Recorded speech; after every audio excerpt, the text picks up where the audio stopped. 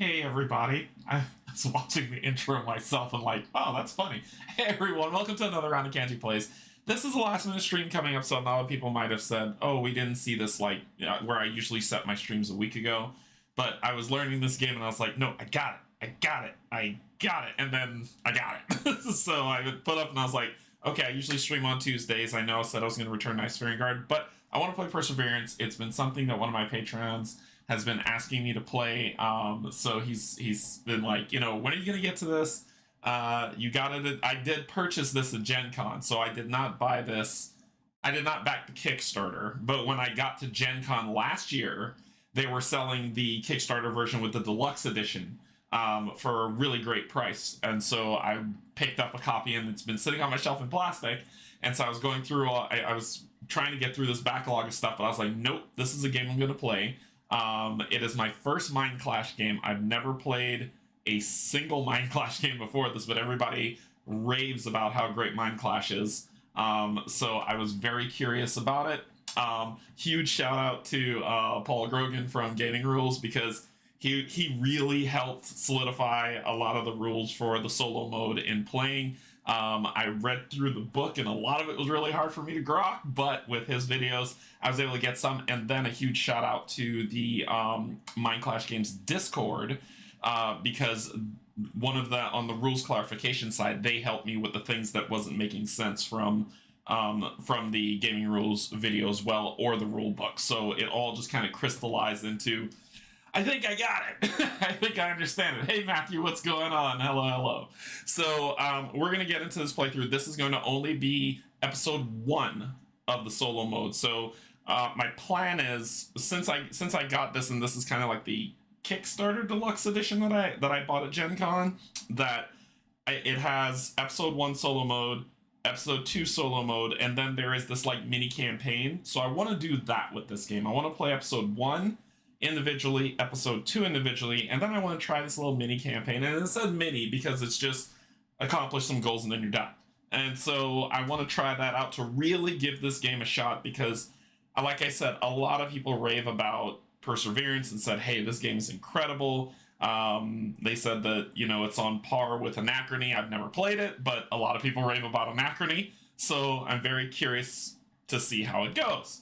So that's the story behind this game and me coming into possession of it. I bought it at Gen Con last year, and I'm finally getting it to the table now. But hopefully you'll enjoy this playthrough. I played, so far I've played 2 games of it, 2 full games of it. One when I was learning the rules, just kind of walking all the way to the end, and then one when I was like, okay, I think I got these rules, let me put practice. Let's do this and see how it goes. I did better on the second play, and better's not saying much. I did okay. I accomplished one of the win scenarios, but not the other, which seems really hard. So, but we'll see how it goes. I'm gonna explain as much as I can of the solo mode. I put a link in description for Paul's how to play video, and I believe that how to play video covers the multiplayer side of things, but a lot of that stuff translates to the solo mode, so it should be fine. Hey, Board Games Maelstrom, how's it going? How's it going? So it should match up with a lot that you're going to see in Paul's how to play video, and then he has, a solo mode video, multiplayer video. He's done a ton of work on that, so that's out there for you to consume if you want. Since I'm a solo gamer, all my videos are going to be of solo mode, so I'm going to go through a setup for solo mode, and then we'll play the game, and I'll explain things as I go, because if I sit here and try to explain everything before I play, we'll never get to the game. So we'll just take it piece by piece and try to keep it chill, try to keep it loose, and hopefully you'll watch me maybe win my first game, but this will be my 3rd game, so I'll be referring to the rulebook where necessary, and people who've played the game who are joining in on chat.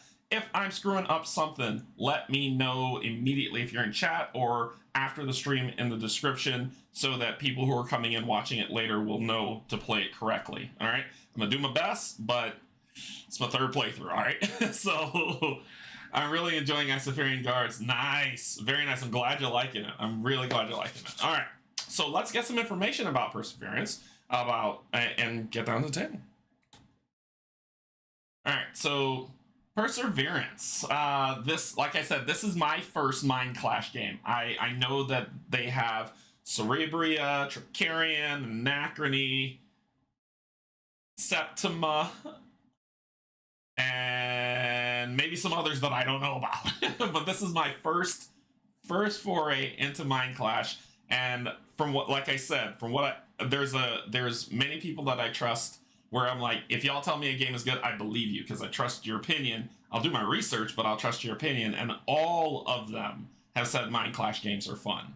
So that means something, right? If all of them have been like, oh yeah, I love Mind Clash. They're fantastic. So I want to see what they're about. We're gonna find out together, and we're gonna play this, and I'll give you my thoughts at the end of the stream of what I think of the game and how this episode played out. Anyway. Ranked overall 1,386 out of every single game in Board Game Geek's database. Sure, that's great. Strategy 675, even better. 7.8 on Board Game Geek. Now that interests me a little bit. Now this delivered out in 2022, but it has a 7.8. Why?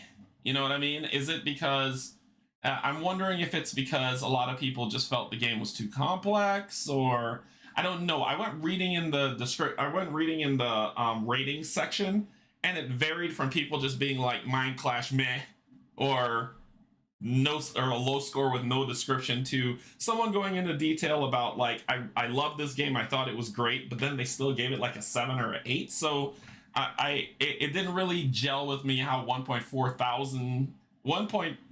thousand people rated this game, or 1,400 if you want to call it that.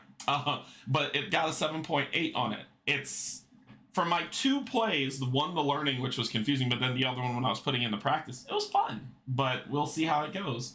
1 to 4 player, community says 1 to 4, but best played 3. Well, the solo mode, what we got? It's Canje. Did you pick this up at Gen Con last year? Yeah. Or no? Yes.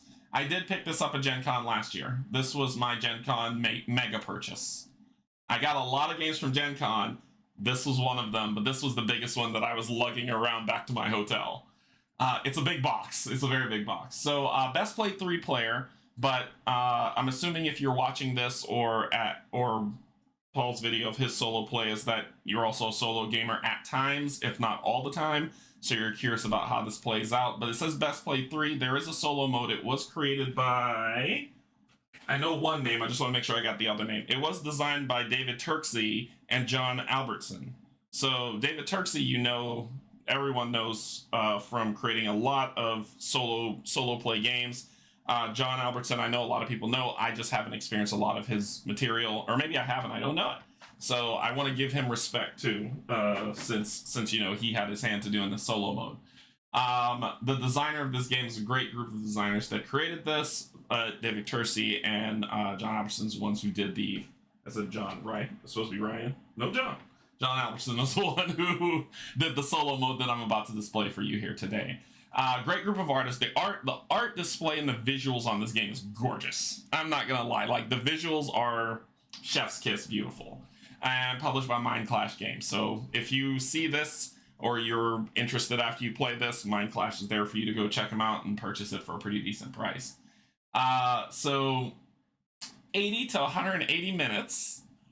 It's going to be longer because we're streaming, right? You've never been on a stream that's lasted the time of a playtime of a game, but with your board gaming group who's become seasoned players, there's your time range. Age 14 plus, the community agrees. Look at the weight on this bad boy. It's a 4.26 out of 5. That is high. And I'm assuming that the high weight of this game contributes to the low score on BGG.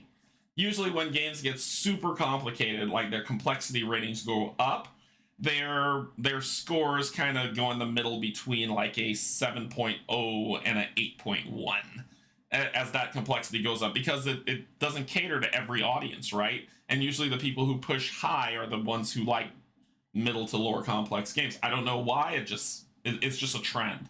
It's not saying anything bad or good, it's just a trend. But I'm assuming the high complexity has got a lot of people either turned off or really loving it. Like, it's either you're going to love it or you're going to hate it, and there's no in between. I don't know. You'll just have to check it out and let me know. All right, let's get down to the table and check this bad boy out. So there's a lot of things you're gonna see on this. Lots of things we got a lot to talk about. So, but it's not that bad. Actually, that's one of the things that I think scared me about this game when I saw this. When I saw this, and I got zoom ins to put it in specific areas so you all don't feel like completely like, what the heck is all this? But one of the things to notice is just you're a brave little sir.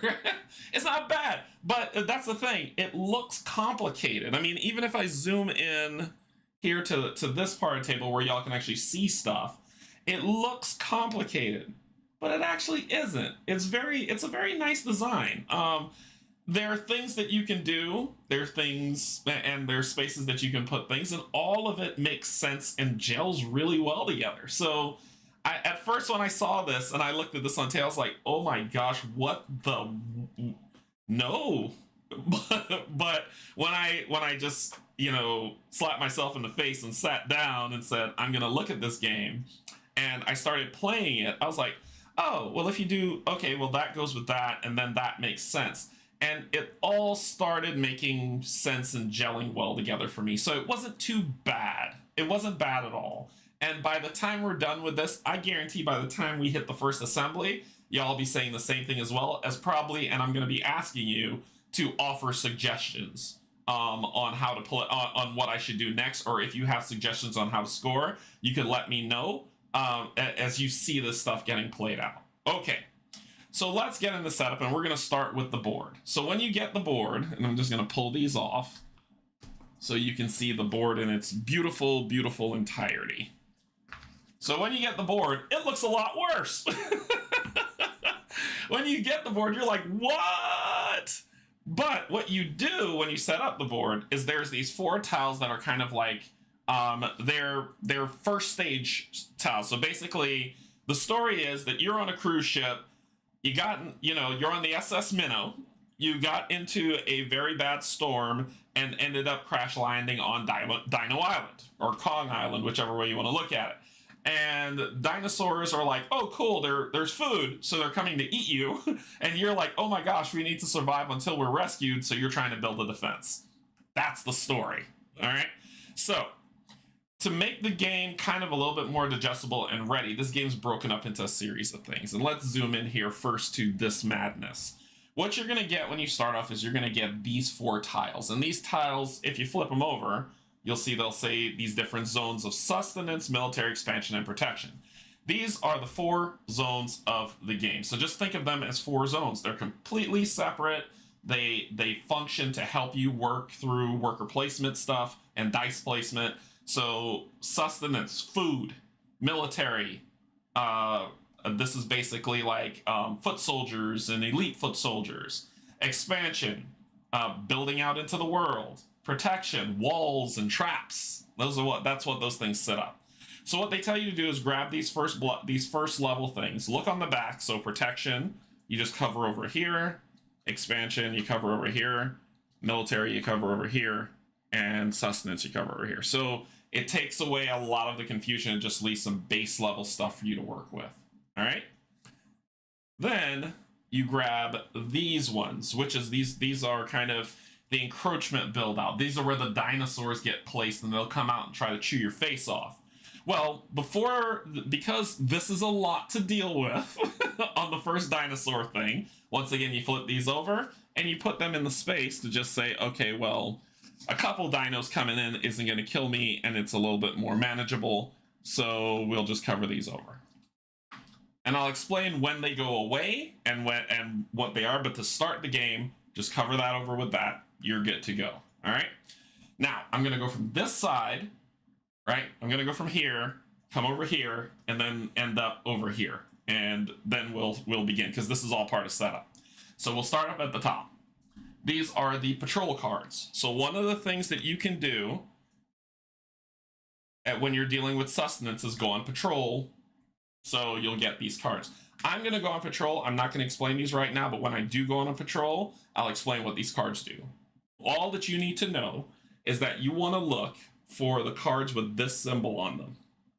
All right, all the patrol cards, which look like this, all of them, but with that symbol on them, which that's the symbol of episode 1. You take these cards and you give them a lovely shuffle. All right, not bad, not hard, pretty cool. And like I said, I'm not gonna, if I sit and I explain every single thing before we play, we'll never play. So I'll try to touch every single part of this game in this solo playthrough so you could understand it all. It's not hard. It's really not hard once you get used to it. It's just, it's odd. So once you shuffle it, you're gonna put it back up here, and then you're just gonna draw 2 cards from the top, one here, and one here. When we go on patrol, I will explain what those cards are. Then you come to these cards here that look like this, right? Find the ones with those episode 1 symbols on them, like they're all like, give them a shuffle. Put them underneath and grab the next one with the next ones which look like this.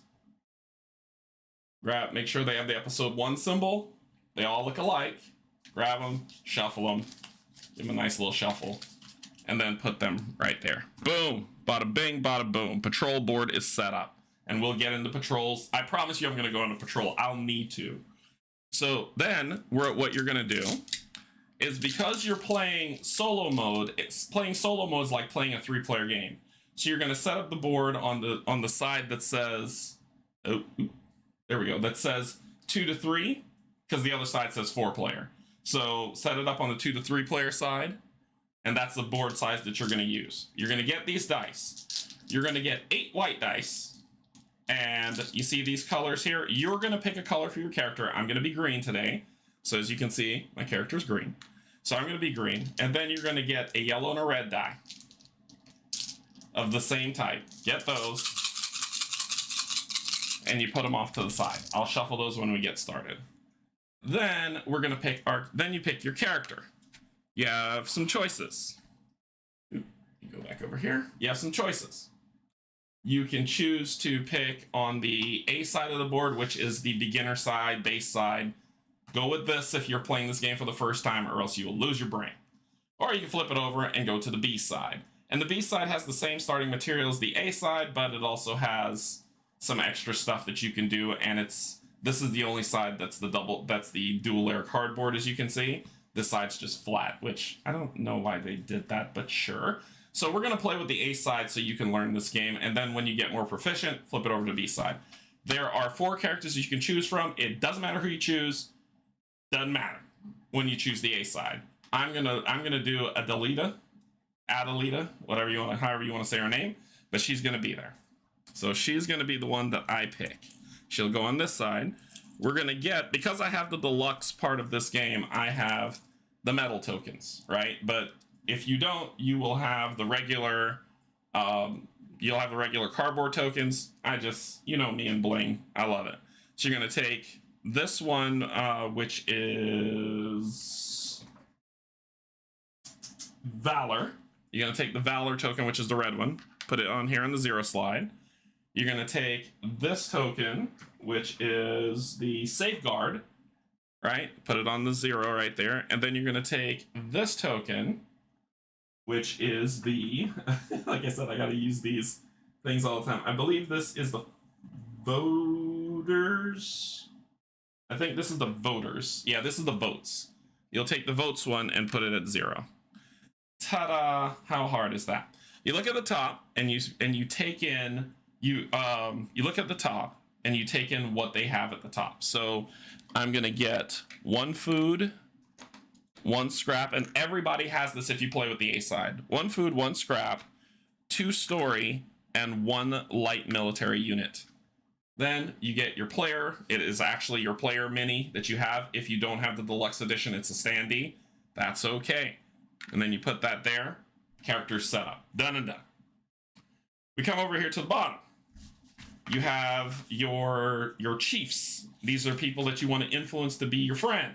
Once again, make sure it's the episode 1 symbol, and you can place them however you want. There is a recommendation for your first game. It doesn't matter. So you can place them however you want in this. I'll say the chief engineer is dealing with protection. The chief security guard deals with military. The chief steward is dealing with sustenance, and the chief mate is dealing with expansion. Ta-da! Done. They just sit at the bottom of their respected zones, right? Not hard, not hard. Then you deal with these two jerks. Now, the dissenters are what comes with if you play a 2-player or a solo mode game. If you play any other, you won't. Hey, Paul, what's going on? Hey, can't stop, about to head to bed. No problem. Welcome, welcome. Thanks for joining in. I put a link to your how to play video in my description because you helped me so much with understanding this game. So these two jerks, I don't call them Narek and Camilla. I call them Karen and Chad, because Karen wants to see my manager as a total tool, and Chad's a jerk. Yeah, no worries, no worries. Just finished a 2-player full game of Voidfall and exhausted. Oh, wow. I'm excited to see that playthrough. I can't wait for it to premiere so I can check it out. Chad is a jerk.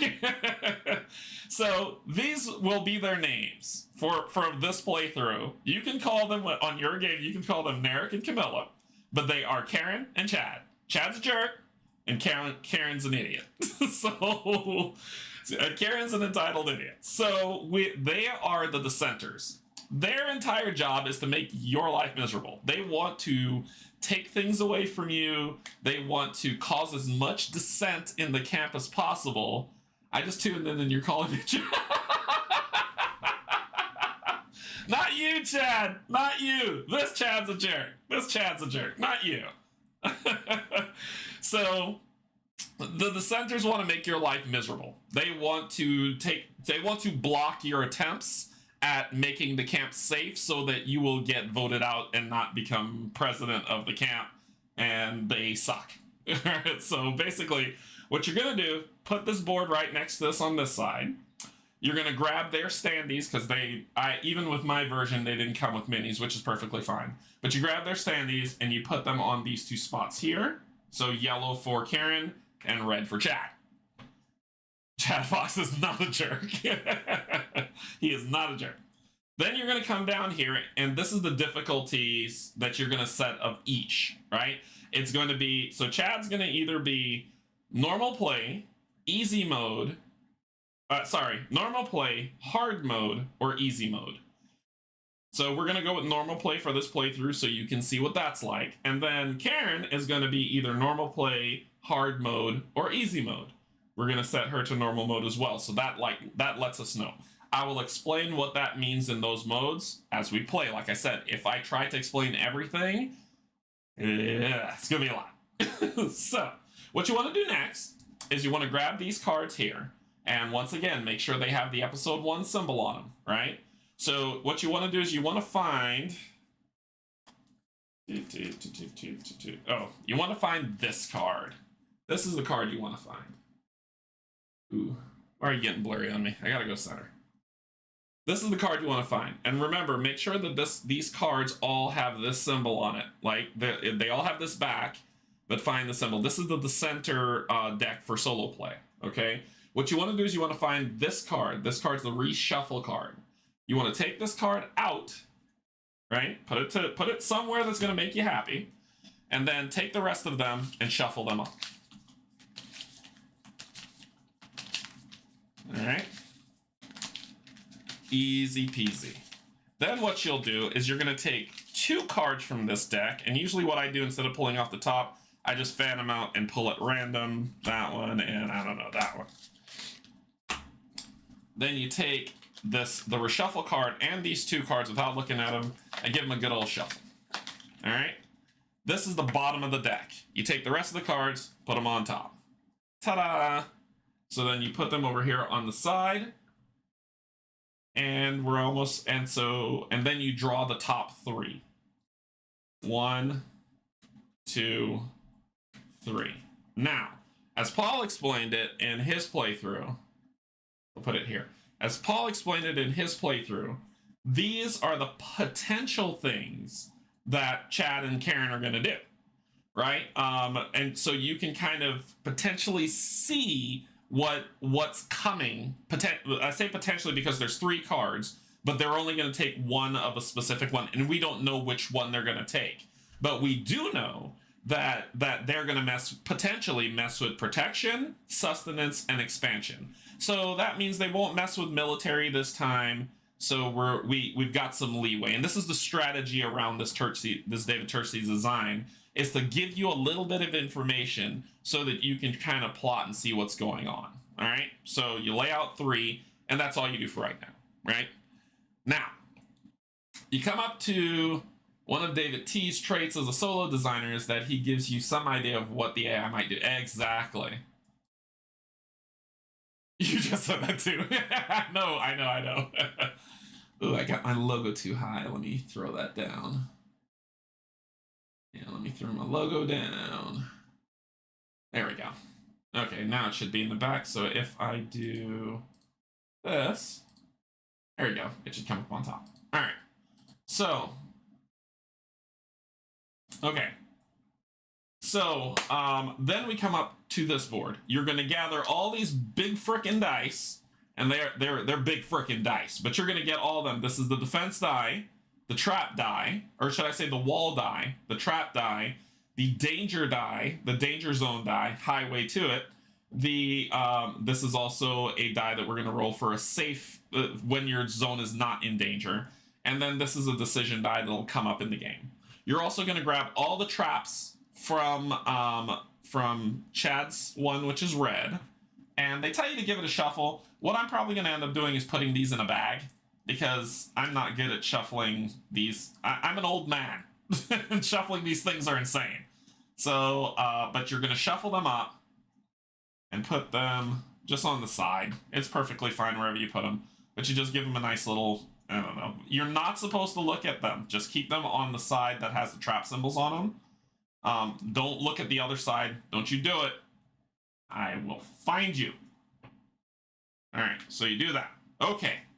Last thing you do on this board is you grab I grab a D8 because there's 1, 2, 3, 4, 5, 6, 7, 8 spaces. And you're going to roll this 3 times. So the first time I roll a 2. So that goes there. Second time I roll it, I roll a 4. Oh, will I roll a 6 next? A 2, so it's already a 2 space. A 5, so here. Now what these mean is that if there's ever a breach, which we'll talk about when we get there, these rewards are locked off to me. That's all that means. All right, cool.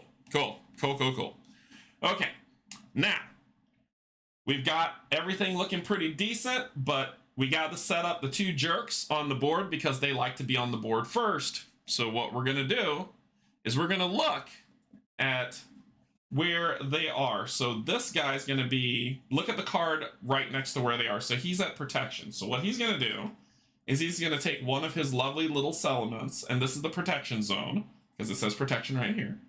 And he's going to put this at the bottommost point, and then he will start his influence on the chief engineer who is part of that zone. That's him being like, haha, I've already started the design on messing with you because I hate your face. So that's what he starts doing. He hates my face.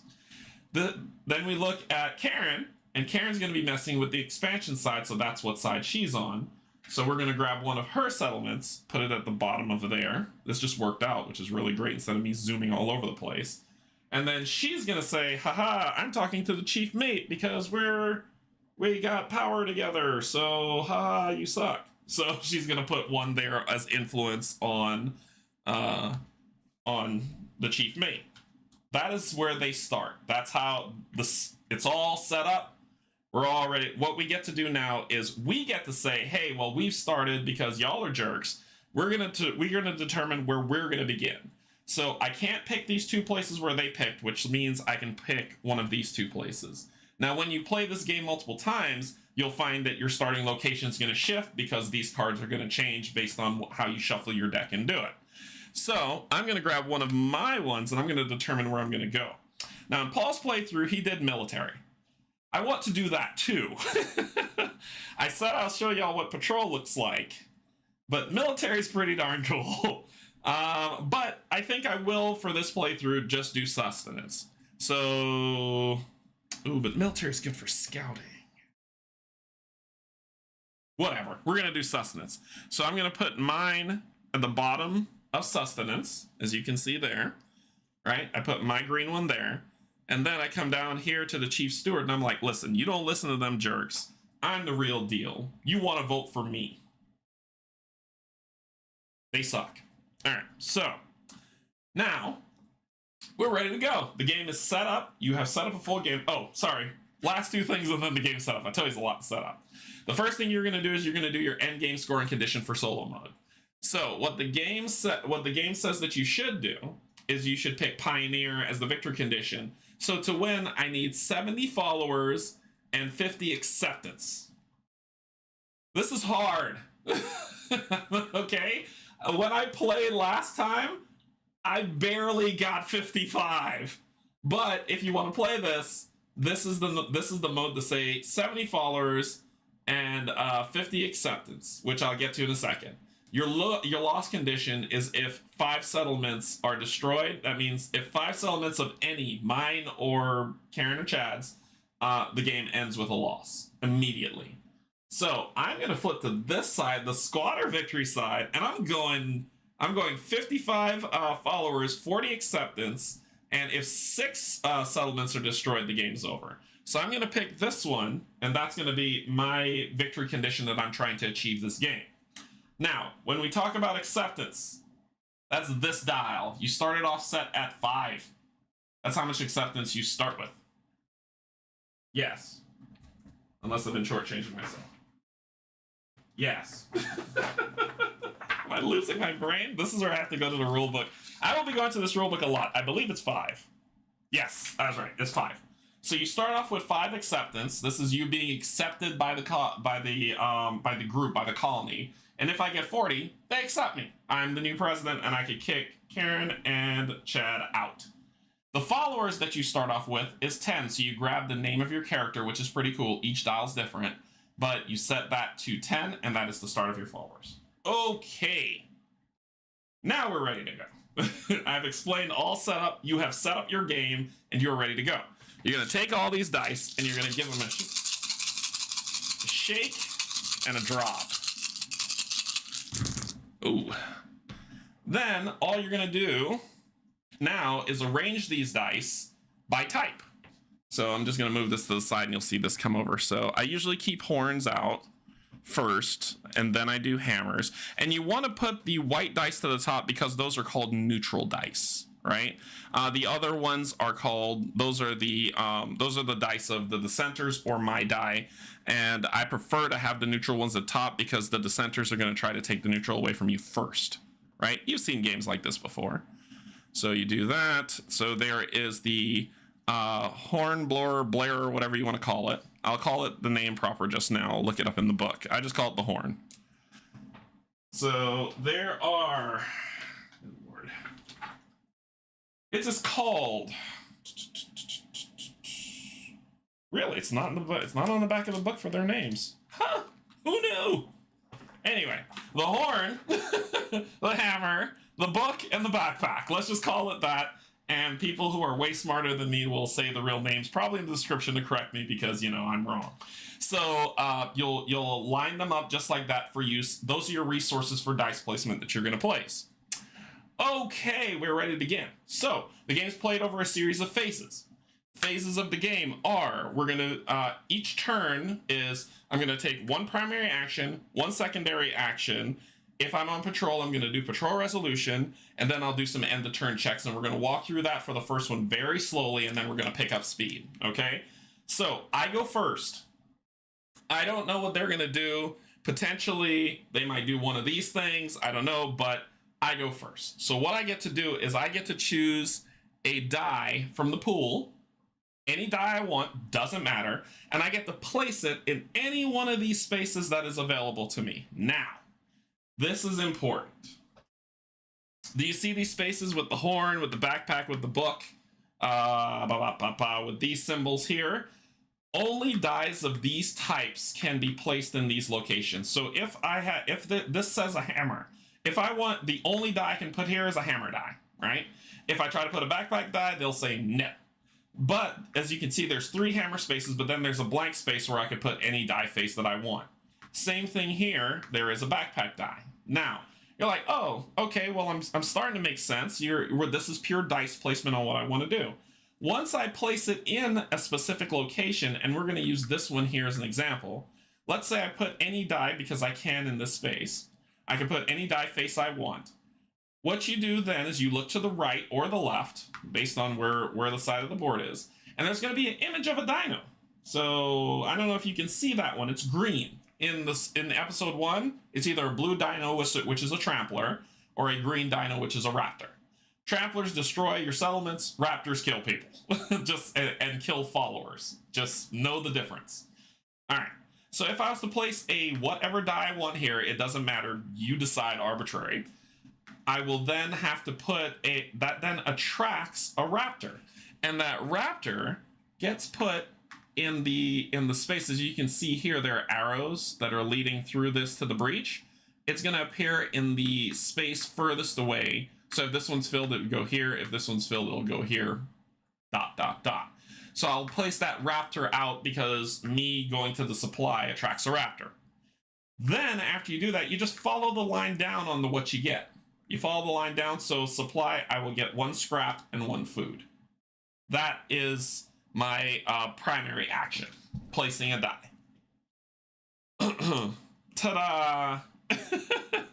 And then you resolve the effect of the die you place, which is here.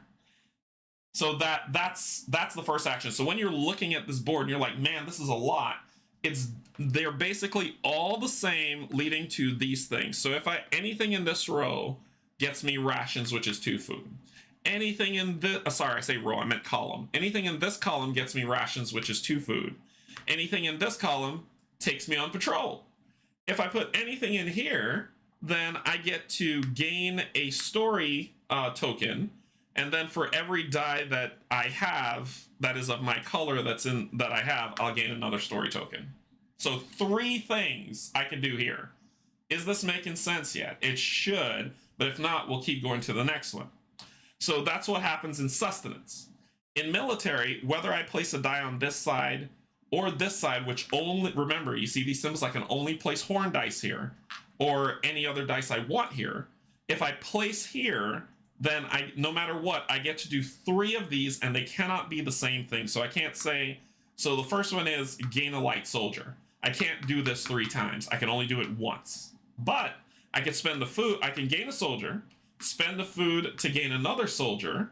I can spend a scrap to gain an elite soldier. I can spend a story token, 1 story token, to convert 2 light soldiers into 2 elite soldiers. I can spend a story token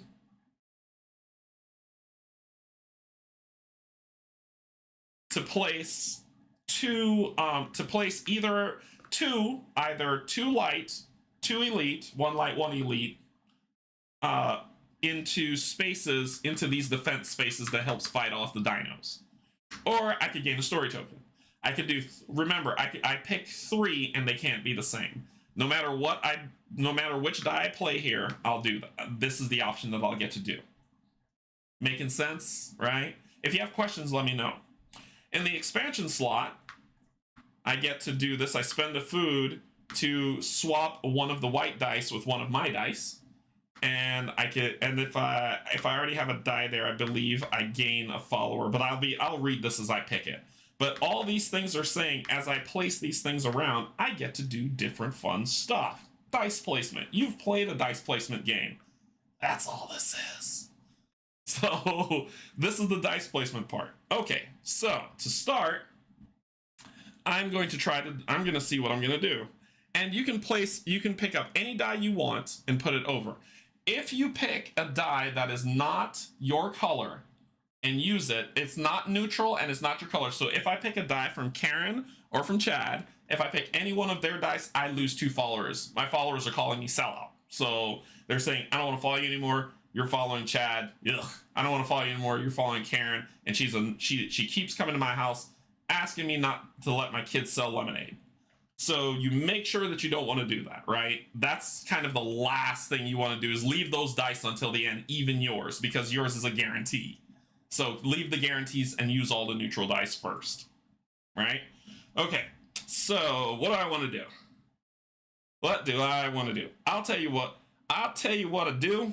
What I'm going to do is I'm going to grab a backpack die, because I'm okay with that. And I'm going to place a backpack die here on settle. Right? This is the only place, and I can zoom in so you can see, this is the only place I could put a backpack die here, but I'm going to place one there. As soon as I place one there, you see what I have to do? I have to place a stomper, a blue dino. So I got the minis, but they're not painted, so don't kill me. But this is them. They got blue bases, so pretty nifty. So I'm going to get a blue dino. If you don't have the deluxe edition, they're standees. So use the standees. It's not a big deal. You know me. So I'm going to take this and put it at the furthest back that's available slot. So that's a blue dino. I also have to roll this die. Now, the zone is not in danger. It hasn't been attacked, so I get to roll this die right here to see what's going to happen. So I rolled a raptor. So not only did I draw a stomper, I drew a raptor, which will go in that slot next to it. So that is the consequence of choosing that settle. Now, I get to choose what I want to do. I can only do it once.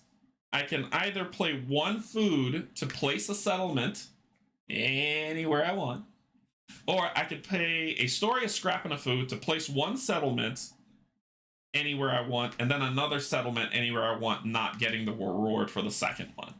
So what I mean by that is I'm going to grab two of my settlements, because first thing I'm going to do is I'm going to pay my food, my scrap, and my story. All right, put that off to the side, and I'm going to grab two of my settlements, and I get to place them. I will gain the reward from one and not the reward from the other. Woo, tongue twister. What that reward is what's in here. I can gain a follower, I can influence someone, I can gain a story, or I can gain two followers. Whichever one I want to do. Well, what I'm gonna do is I'm actually going to put it here to gain one influence on the chief mate. So I gain one influence on the chief mate in my zone. Boom. You're not gonna talk bad about me, Karen. So then I get to place the other one. So I claim that reward. This one I place, I won't claim the reward. I'm gonna put it right here. So you can put it anywhere you want. It doesn't have to be at the bottom. Only on setup does everything have to be at the bottom. After that, free to go. All right, for what you want to do. So I've done my primary action. I've placed the die, I've placed the dinosaurs, and I've got my reward for placing the die for that specific section of expansion. So I've expanded my presence around, because somebody needs to keep an eye on Karen. She's gonna call the police. So after I finish, I do a secondary action. All right, and I'm gonna pull this in so you can see, because this is a handy dandy card that comes with primary action. Place a die. Lose 2 followers when placing opponent's die. Straight up, right? Set die. If I want to change the face of the die to something else, I could spend 1 story to change that face. Place a dinosaur, which is what I did, and then resolve the effect of the area that you placed your die. Boom, primary action done. Secondary action, I've got 4 options. Ooh, my hand is shaking, so forgive me. I can influence an officer, so if I pay nothing, if I pay 0 stories, I influence 1 officer of my choice. If I spend 2 stories, I get to influence the officer twice. If I spend 4 stories, I get to influence that same officer 3 times. So I could do that as my secondary, or I could place my leader on a specific community area, which that's what these slots are. So if I was to take Adelita and I say, okay, I'm going to put her here, I'm going to gain a story. If I put her here, I'll gain scrap. If I put her here, I'll gain a dude or whatever you want to call it. And if I put her here, a light soldier. If I put her here, I'll gain food. So completely fine if I choose to do that. LOL, I love the whole Karen thing cracking me up. Quick question. If Karen gets to a new settlement If Karen put a new settlement down, how does that work? Is it just the next one in line? Yes. If Karen puts a new settlement down, she just kind of stacks her way up the chain. So Karen or Chad is basically going to move these things up the chain on you. So let's say Karen gets a new settlement. She'll put it here. Or she might put it over here. We don't know yet. And that's the thing. The game is so varied. When it gets to Karen and Chad's turn, I'll explain exactly what they do. Yep. I can place my leader in a defense area. So that means you see these areas that are here. I can put my leader up here. If I put it here, I'll gain a valor. If I put my leader here, or add a leader, right? I'll gain a valor, and I can put her in any one of these. Or if I put here, I will gain a safeguard. Or I can place up to 2 soldiers as well. So I can do one of these things. Well, I am going to take my lady, Adelita, and I'm going to actually put her here, gaining me 1 valor for placing her there. So if I come over here, I will increase my track by 1 for 1 valor. Then we go to the next stage of the game, which is check to see if anybody's on patrol. Well, nobody's done patrol cards, and I'm the only one who could do patrols in this game. So I'm not doing a patrol, so we skip that. And then we go to the end of turn effects. Is this entire area up here... Did I do it? Yeah. Is this entire area... I put her here. Is this entire area all of these boxes filled with dinosaurs? If they become filled with dinosaurs, there is the potential for a breach. So we want to make sure we have the fences up there just in case, but we're lucky right now. It's not filled. We're good. We're solid. No problems. Then the next thing is, are we out of dice in the dice pool? Nope. So no assembly is going to be called, but we'll get there. That ends my turn. I want it to move very slowly so you can see how this works, right? The first round, I'm going to move slow so you get it, and then we're going to pick up pace, all right? And if you have questions, let me know. Matthew, I'm getting to your question right now. So how do we determine what these 2 jerks are going to do? The first thing we're going to do is come over here. Oops, sorry, here's a better picture. We're going to grab this card and flip it over. And I will zoom in so you can see. The only thing you care about on this flipped over card is the bottom. So the bottom says that Karen will take the leftmost card, and Chad will take the center card. So we're going to say Karen is going to get this card, so we put that there. Chad is going to get this card, so we're going to put it here, and leave that one where it is. This card then gets put back on the top of the deck, just like that. Just like that. Then we go from left to right. Chad's going to go first, then Karen's going to go first. So, it's Chad's turn.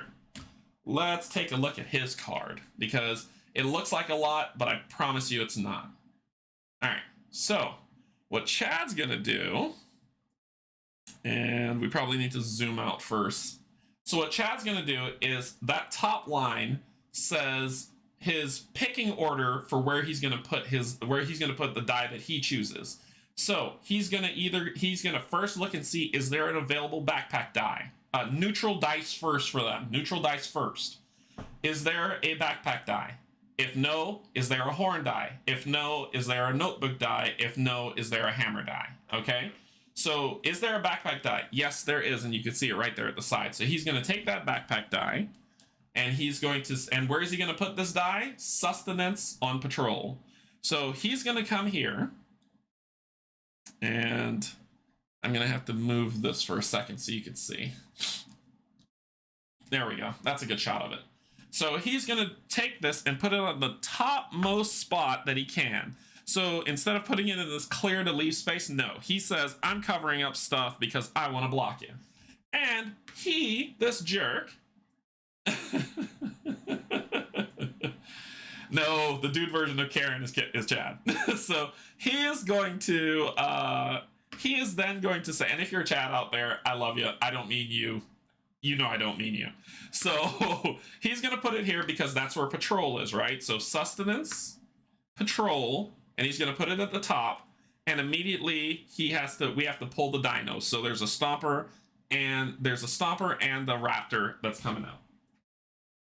So... Stomper and Raptor. And the Stomper and the Raptor, oh goodness, sorry, are gonna go in these spaces, and exactly how they are. So the Raptor was first, the Stomper was first, and then the Raptor. It's very important that you put them in the order that they appear. Very important. Don't do Raptor Stomper, I get to choose. No. You get to come over here and look and say Stomper first, then Raptor, and that's how you put them on the board. All right, let's go back here. So after he does that, he then does more stuff because he's a jerk, right? Is he a jerk for blocking the space? Not really, because we can work around that. Is he a jerk for doing other things? Yes. Yes, he is. So the first thing he's going to do, or what his primary action is that symbol that you see with the card with the arrow going underneath. He's basically saying, hey, I want you to take all these and put them at the bottom of the deck of the patrol and draw 2 new ones, because we don't want you to go on that patrol. We don't want you to do it. Oh, I hate when he does that too. So that's what the primary action is. The secondary action that he's going to do is say, hey, I'm going to be buddy-buddy with the chief of security because, you know, so we're going to take this red die, and that's what that die is. We're going to roll. If you roll a 1 to 3, he's going to influence him once. If we roll a 4 to 6, he's going to influence him twice. You know my dice rolling, so you know how this is going to go. We pray for a 1 to 3, but we know better. Hey, I got a 3. Look at that. So he's got a 3, so he's going to take one of his cubes and place it on the chief of security. And the reason why, because it says chief of security right there. Chat got the cops all speed now.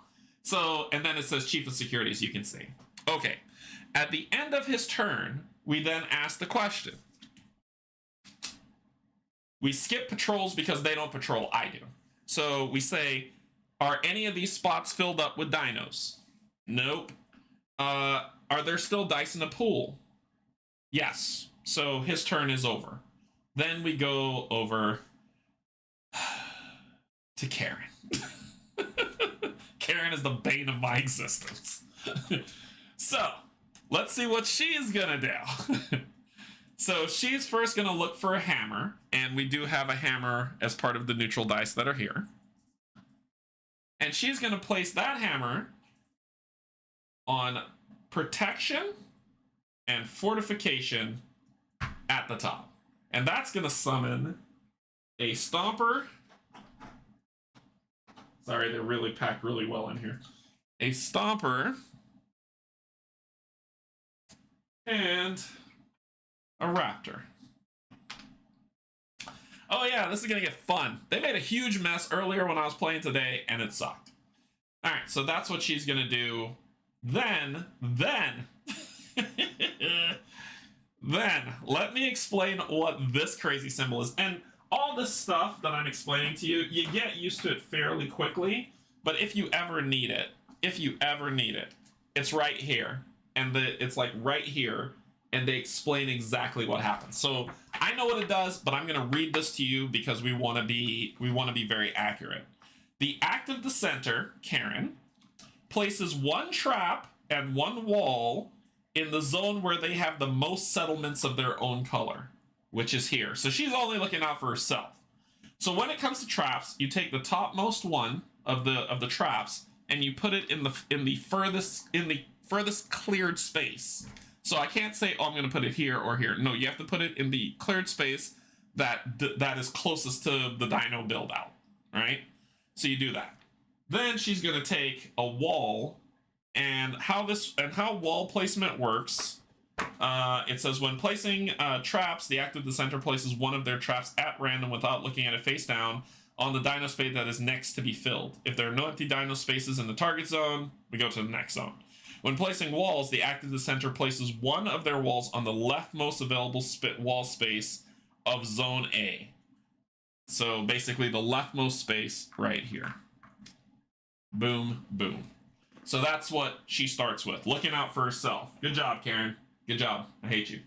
Then she's going to try to cozy up to the chief engineer. So we got to roll this die again to see how cozy she's going to get. I rolled a 3.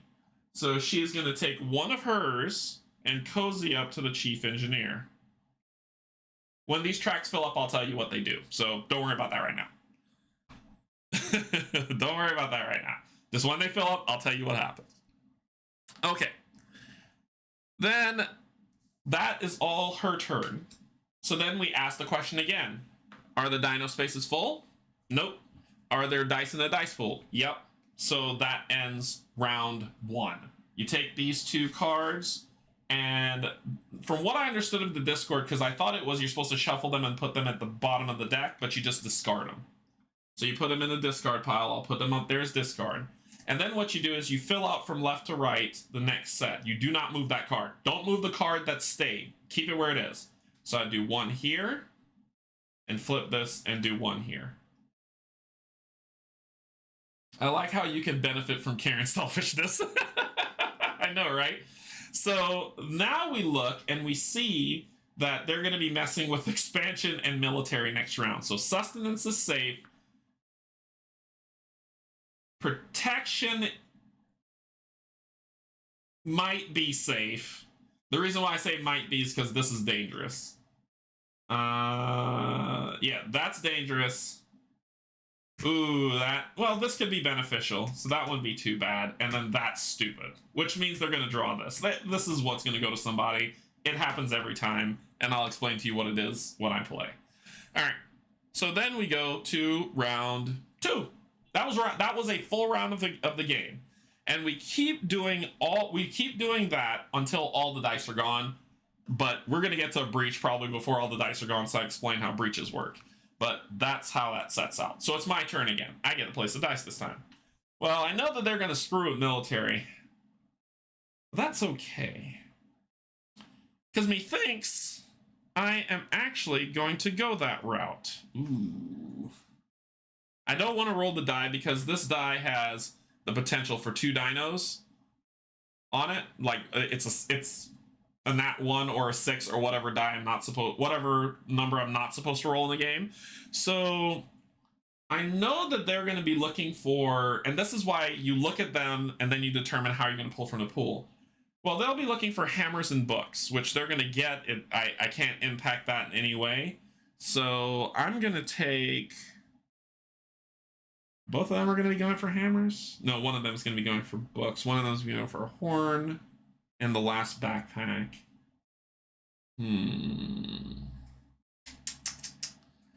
I think I'm actually going to take this backpack. That's what I'm going to do. And I'm going to put this backpack right here. So like I said, I can place it wherever I want.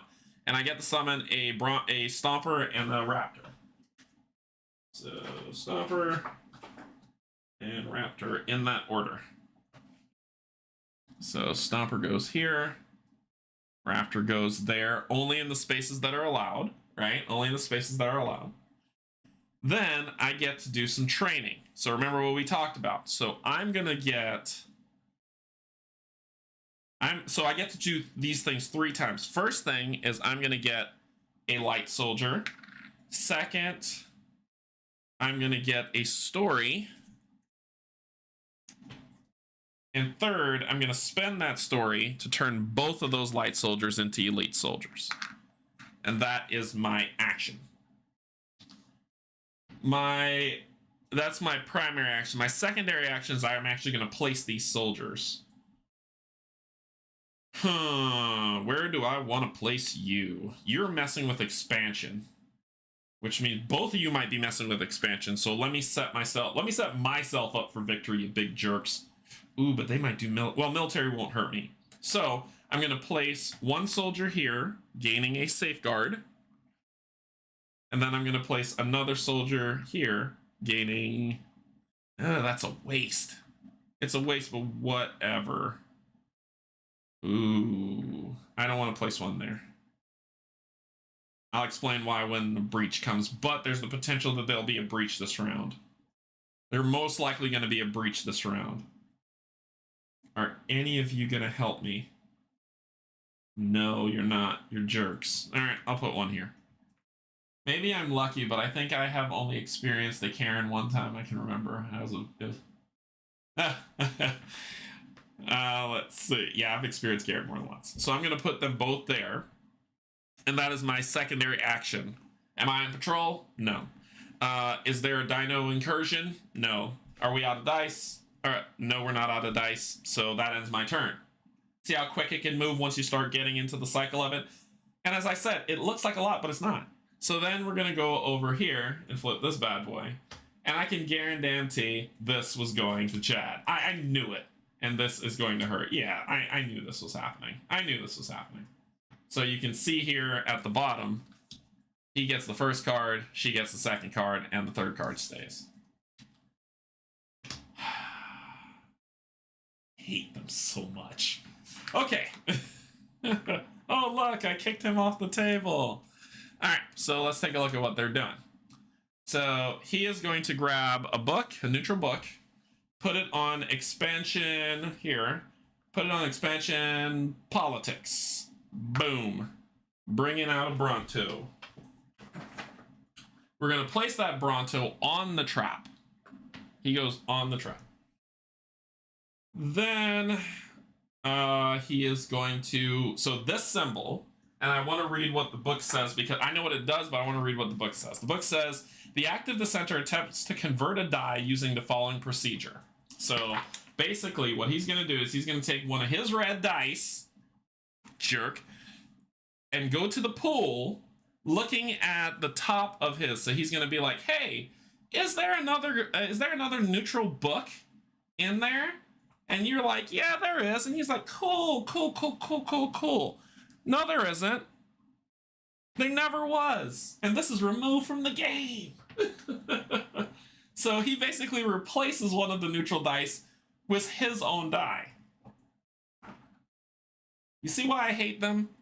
I hate them so much. All right. So the next thing he's going to do, and this is interesting because I want you to pay attention to these symbols. And to do this, I'm going to be placing a trap and a wall for him, right? But to understand how these traps and walls are placed, we got to go back down to their board. So you see this little cross thing? So basically, he's going to place a trap in the military camp. And his trap is in the next area of the military camp. And then he's going to place a wall in the military camp. Because he's like, see, Chief of Security, I'm looking out for all of you. So he places a trap there, and then he places a wall in the leftmost spot. And that's his turn. He's done. Her turn. And she's going to look for a horn first. Well, there is a horn there, but it's not neutral, so she doesn't want it. Then she's going to look for a backpack. Well, there is no backpack there. So then she's going to look for a book. Oh, look, there's books, but no, she doesn't want that. She doesn't want that. Then she looks for, okay, is there a neutral hammer? Yep, there's a neutral hammer. Sweet. She's going to take that, and she's going to put it in military training.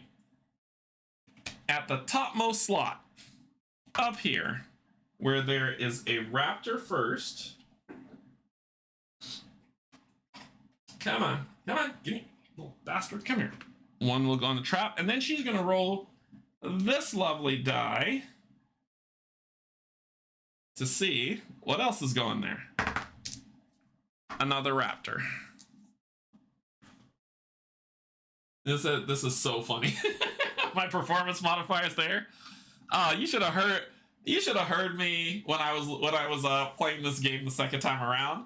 I was like, even in Discord, I think in my Patreon Discord, I was even posting my thoughts. I was like, Karen, you jerk. All right. Then she is going to find the place where she has the most settlements, which is right here.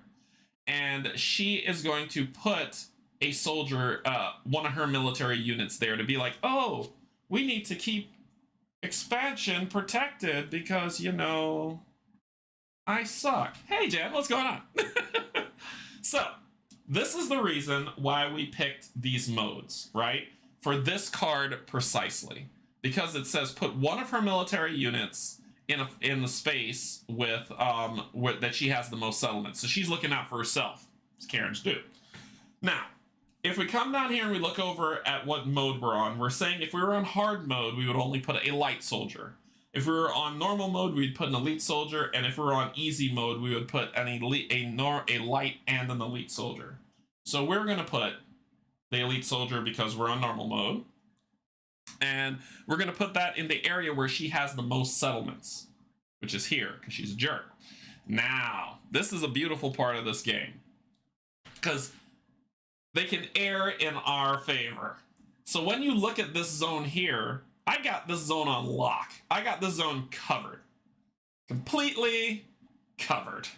So when there are 3 units in this zone, and they're all kind of, well, no, actually, no, that's a lie. She can go right there, because I took that zone. If this was here, it would have been fully covered. But she's okay. She can stand there and be fine. It's not, now it's fully covered. Now it is completely covered. That means that if she's going to put anything in this zone, it would get shifted.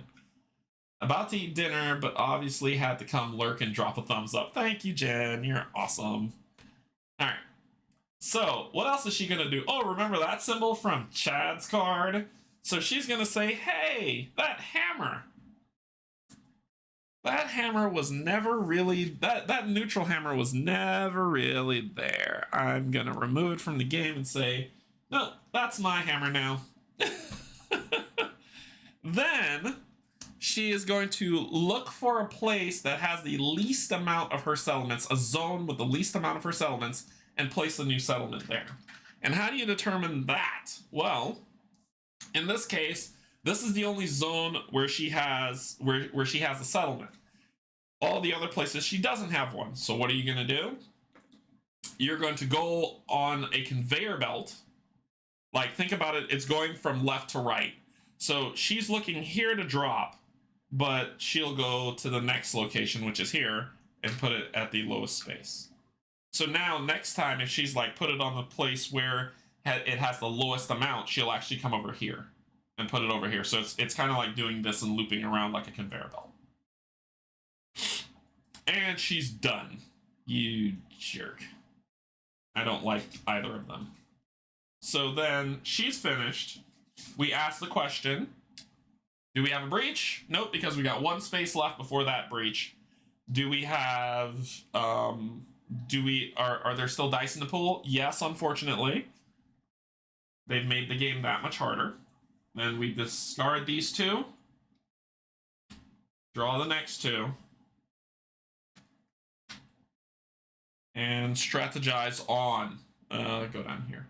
So they're coming to military, which means we're probably going to get a breach that turn. Protection might be okay. Expansion's going to get a breach, but we've got it covered with our military, so we're okay. We're okay. We got it covered. So if they come to expansion, we don't care. All right, so my turn. I need to choose a die. Well, if I choose any of their die, I lose 2 followers because the followers are calling me a sellout. So I unfortunately have to take my die this turn, but next turn I'm going to lose 2 followers because of that nonsense. And it's a book. What the heck am I going to do? No, sir. I don't like it.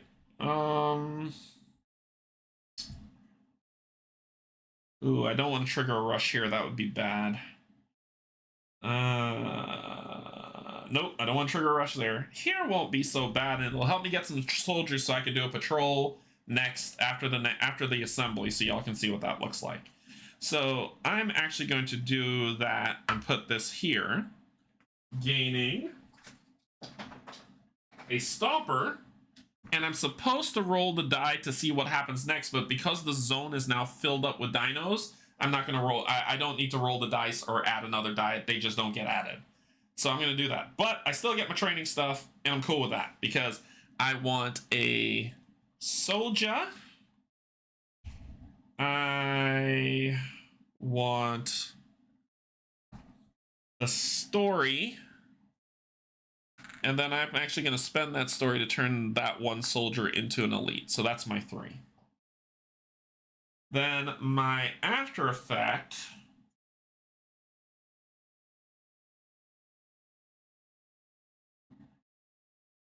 is I'm going to try to influence somebody down here.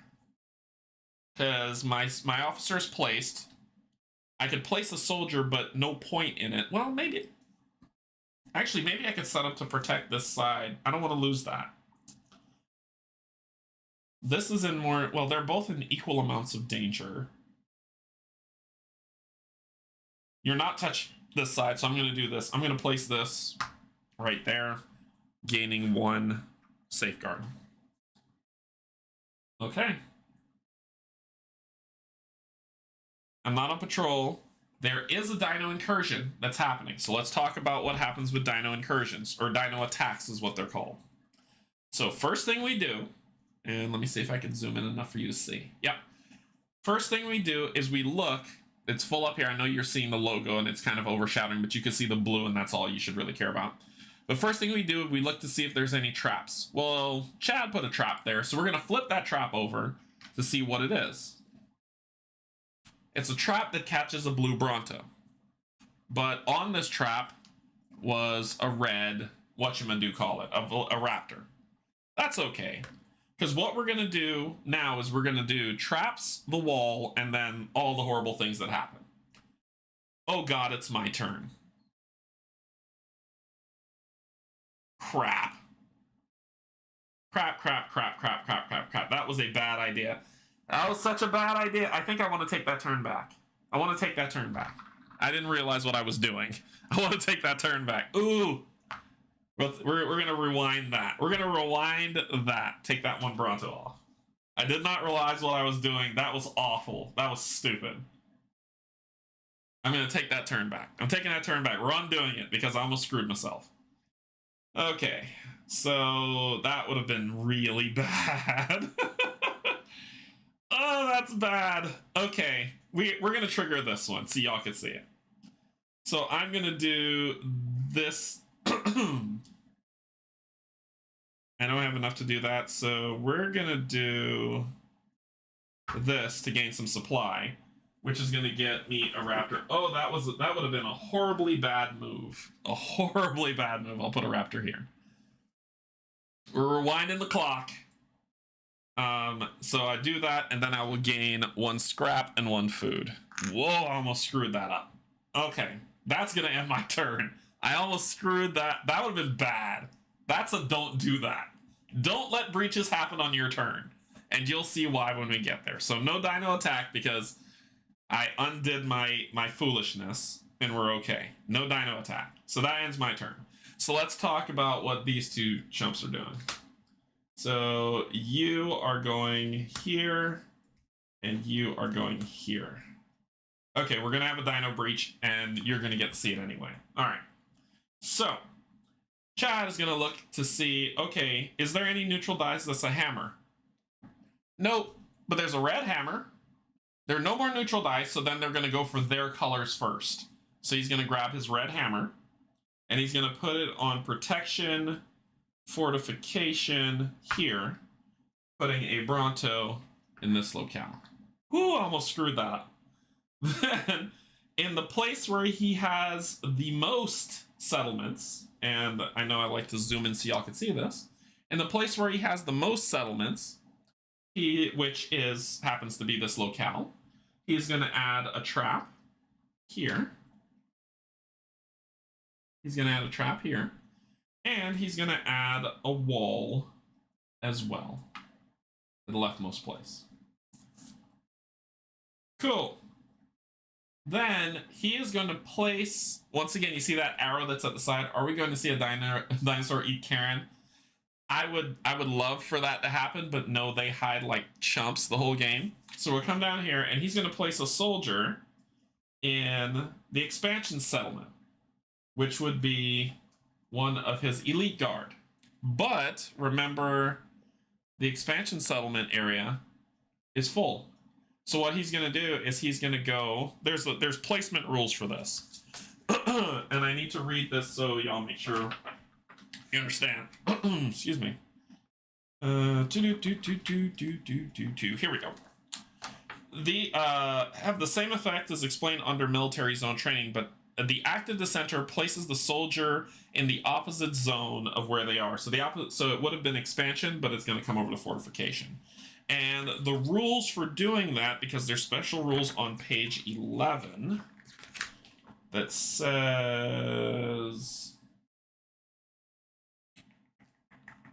here it is. So use the following priority. So in a column with no other soldier, in a column with no wall, so no other soldier or leaders there, use the following priority order for the top to bottom to determine in which column to place the dissenter. In a column with no other soldier, in a column with no wall, in a column with one dino space if placing a light soldier, or in a column with two dino spaces if placing an elite. So he would go there, because there's two dino spaces and there's no wall. Cool. Oh, so that's where he's placing him. And that ends his turn. Now, Jerk here is going to trigger what we have, because she always does. She hates me, and I can't stand Karen. All right, so here we go. So she's going to say, hey, is there a hammer in that pool? Well, no neutrals, but you do have one. Sure, I'll take that. And she's going to put it on settle. So she blocks the settle space.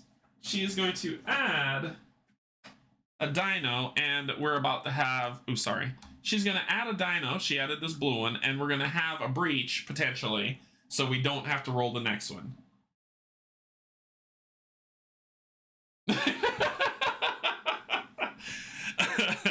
Then she is going to look for a place where she has the most, right? So here we go.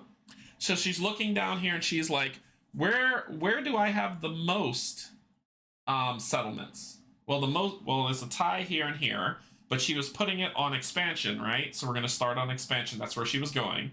So she said, okay, so I'm going to add another settlement there, because, you know, we need to keep this spot safe, you know. So now she has two settlements, and she's going to add a settlement to the location that Narek got on his, which was protection. I hate you, Karen. So that's what those two symbols are. So one, she's going to put one, not gaining its reward, on the one where she has the most, and then she's going to put another one on the one that Narek is messing with. Then we're going to come down here. Oh, look! Karen wants to join the fight. So, a space. I don't know what was said. No audio. No audio. Y'all can't hear me? But now I'm picturing a T-Rex with Karen head roaring at an hourly. You can't hear me at all? Can y'all not hear me? Not the same as eating Karen, but totally what popped in my head. I want to see your manager. Hopefully y'all can hear me. I really hope so. No audio. Uh-oh. It's showing like it's working. You can hear me? Okay. Alright, so she decides, she says, so that's what that circle with the star in, that circle with the star in is her. And she's like, well, you know, to protect people and all the great things that are with them, I'm going to look for the area, and I want to read, this one always throws me, so I want to read it properly.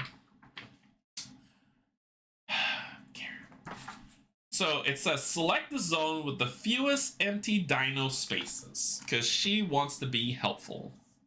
I need to zoom out for this for y'all to see. So the fewest empty dino spaces. So this one has 2. This is full. This one has 1, and this one has 3. So this has the fewest empty dino spaces. All right. Ignoring any zones with no empty soldier spaces and ignoring zones with 3 or more empty dino spaces. And she's going to put herself in the leftmost one because in the case of a tie, nobody cares. Let's see. Place the active dissenter leader in the selected zone, even if it's already defended, as if it was a heavy soldier. See page 8, which is, I believe, the space with 2 zones, the space with 2 empty spaces. So she's going here. because she's stupid. Oh, you don't have audio. You're lurking while eating dinner. Gotcha. Okay. So she's going to do that. And then she's going to come down here. I can't stand her. She's going to come down here and say, hey, who have I not talked to yet? Well, you know, this is the expansion slot. I've talked to somebody there. So let's go over here. This is the chief engineer slot, so it's 1 and 1. So then we come around the conveyor belt. Oh, we haven't talked to the chief steward yet. So then she's going to roll her die to say, I rolled a 2, so she's going to be like, hey, chief steward, can we talk? And she puts 1 there for him. Now, on her turn, we check. Do we have a breach happening? We do. So let's deal with the dino attack phase of this to see. Okay. All right. So here are the rules for dino attack. So first thing we're going to do is look for traps. There's a trap here. We flip it over. The trap is for a blue Bronto, which you happen to be on. That doesn't mean the Bronto gets killed. It's just potential. So then we're going to do the trap phase. We're going to grab the trap die, which is this one. Right? It's this die. It has different faces on it, but I'm going to roll and tell you what the rolled face I got means. So I got 2 thumbs up. Sweet! That means nothing. Because that is not my trap. That was not my trap. That was Karen's trap. And because I did not roll a dino face, the trap failed. It did not kill the dino. Great job, Karen. Being helpful as usual. Then we go to the wall phase. So there is 1 wall here. So we're going to roll the wall die, which is this one, the white die with the thingy on it. Well, that's not my wall. That's Karen's wall. So all we're going to do is roll the die and see what happens. Oh, look, she's being even more non-helpful because we didn't roll a dino face. Nothing happens. Nothing. Nothing at all. The traps and the walls do nothing.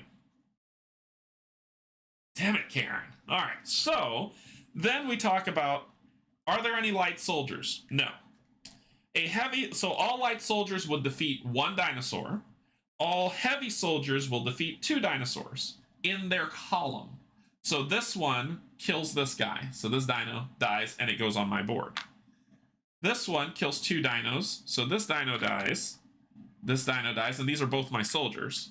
So those 2 dinos die, but because I killed a raptor, the raptor kills the guy in the column.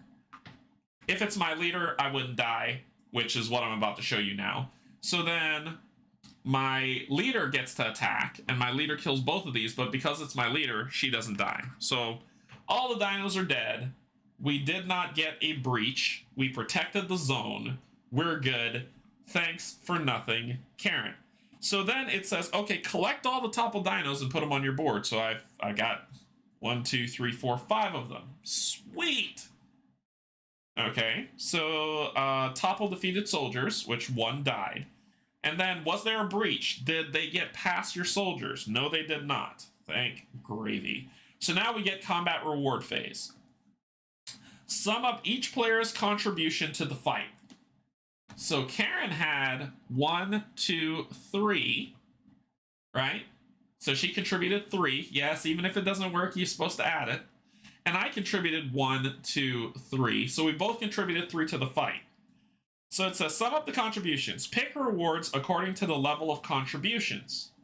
Ignore marked options if there was a breach. There wasn't a breach. Okay, so we come over here and we look at this board. That's what this board's for. So I had 3 people, so that means I look here, okay, if I had 1 person, I'd gain 1 reward. If I had 2 to 3 people, I'll gain 2 rewards that aren't the same. And if I had 4 people, I would gain 3 rewards that aren't the same. And just like in the training session, I get to pick 2, but they cannot be the same. The only time they can be the same is if I had more to contribute to this fight than the dissenters. And I didn't. We tied. So I get to pick 2, and she just walks off and laughs because she's like, ha ha ha ha ha, I showed you. So the 2 that I'm going to pick, and because there were no breaches, these are available to me. So what you do is, if you notice on here, these tell you what you must spend for what you're going to get. Now, the reason why they tell you to keep the dinos is because of this lovely one here. If I had 3 valor, I could spend 3 of that valor to get 1 follower for each trampler and 2 followers for each velociraptor. That would have given me a really great score. Look at how much I have on there. Unfortunately, I only have 1 valor and 1 safeguard, which makes no sense. I should have more than that. I should have more than that. That's BS. I screwed that up. I should have 2 safeguard. There we go. I have 1 valor and 2 safeguard. Now I did that right. So what can I spend with 1 valor and 2 safeguard? Well, I could spend 1 valor and 1 safeguard here to gain 2 followers for my dead elite soldier.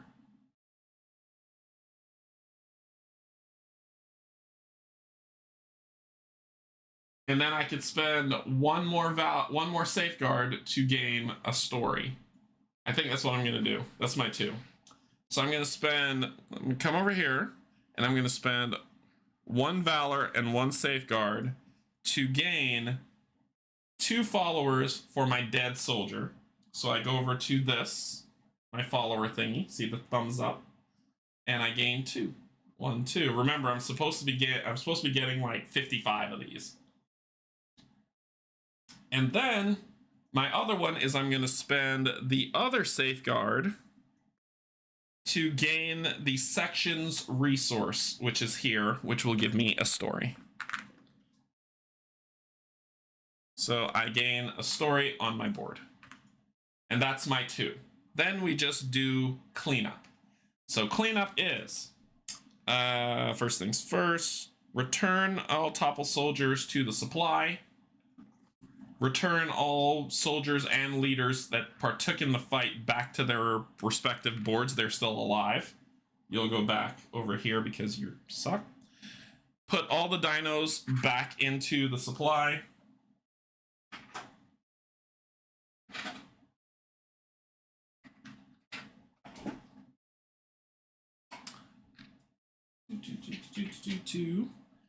And then put all traps that were triggered next to the chief engineer. There's a reason for that. And this is going straight to my favorites folder. Whenever I get the press, I will just play this, and all my worries are all on Karen. Brilliant. Thank you so much for the super chat, Matthew. Thank you. I really appreciate it. All right, then here's the interesting part where things get a little bit dangerous. Okay, so we'll zoom in here first. So because we had, oh, there it is. Thank you for the super chat, Matthew. Thank you. So because this area was attacked, now we take this zone. Remember when we covered it when we set up? We take this goes away, and we come down here to the same zone that was here, and we take this, and this goes away, giving us more options to do stuff, to build up, as well as, but now, like, this is cool, and you're like, oh, cool, we get more options, but now, look at this. Remember, elites only kill 2, soldiers only kill 1, and now there's potential for a lot more breaches to happen. It's getting dangerous. It's getting real dangerous. So, cool. And that ended Karen's turn, who caused the breach. So we're good. Whew! Alright. So, we discard this. Draw 2 more. And we still have dice, so there's no assembly, but the assembly is going to be happening this round anyway. So it's my turn. Unfortunately, those lovely 2 that I gained, I'm about to lose because I got to pick one of these stupid dice. Let's see. Oh boy.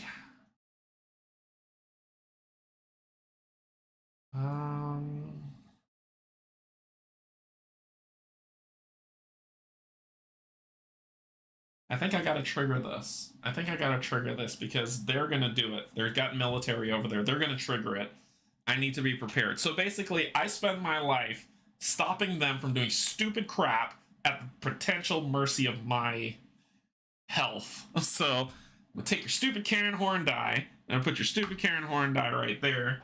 to gain a stomper here for military training. We know there's going to be an overrun that happens there. So, but what I'm going to do is I'm going to gain one of those. I'm going to gain... I really want to go on patrol, but I can't because now I'm freaking doing firefights. I'm going to gain another story, and then I'm going to spend that story to convert this into an elite. Then I am going to put these two out here, gaining me 2 safeguard, 1 safeguard for there, 1 safeguard for there. So we're cool. We've got the breach under control. Okay, so that was my action, my primary action, my secondary action to place those soldiers out. I can't get on patrol, so that's annoying. I'm also worried that Karen will do something so horrendous that I might throw something at my TV. She will do this. So now we go to, I'm not on patrol. A dino attack does occur in this region. Hopefully y'all can see this because I don't want to zoom around and get you dizzy. So remember here, there was a Bronto trap, but there's a raptor there. It doesn't matter. We're still going to roll this die. And it's not my trap, but let's just hope that Chad does better. Chad did do better. Okay. So we rolled this. When you see that dino symbol and the 2 check marks, you have to check against the book. But once you learn the game, it won't matter. But you'll check against the book to see what that symbol means. Oh, it's in the main rulebook. The rulebook's pretty decently well done. You know where things are. So remember, we got this one. So we got the dino head and the 2 check marks. It says success anyway. On this result, remove the dino even if it does not match the trap type, and place it in front of the trap owner as a defeated dino. They also gain 2 followers. Well, since Chad did one good thing, this gets removed and put on his board. Not a problem. All right, so then we do the wall. So we grab the wall die, and the wall belongs to Chad as well because it's a red wall. So let's roll. Nope. The walls, they do nothing. These walls are made of paper mache, I swear. So then we deal with the incursion. Karen is like, oh, I happen to be in the right place at the right time. So she kills 2. My guy kills 2, but I kill 1, and dies because it's a raptor attack. And my guy kills 1, and then dies because it's a raptor attack. Sweet. Damn it. So then we look at, I just got them too. This is why it's hard to go on patrol because they're screwing me up. So then we go to resolution of stuff, right? So I've contributed 1-2 to this fight. Chad contributed 1-2 and Karen just 1. So we tied. I just contributed 2, so I gained 2 bleh. I didn't get first place, but I do get 2 rewards from it from the top, like you saw before. Well, I have only 2 safeguard this round.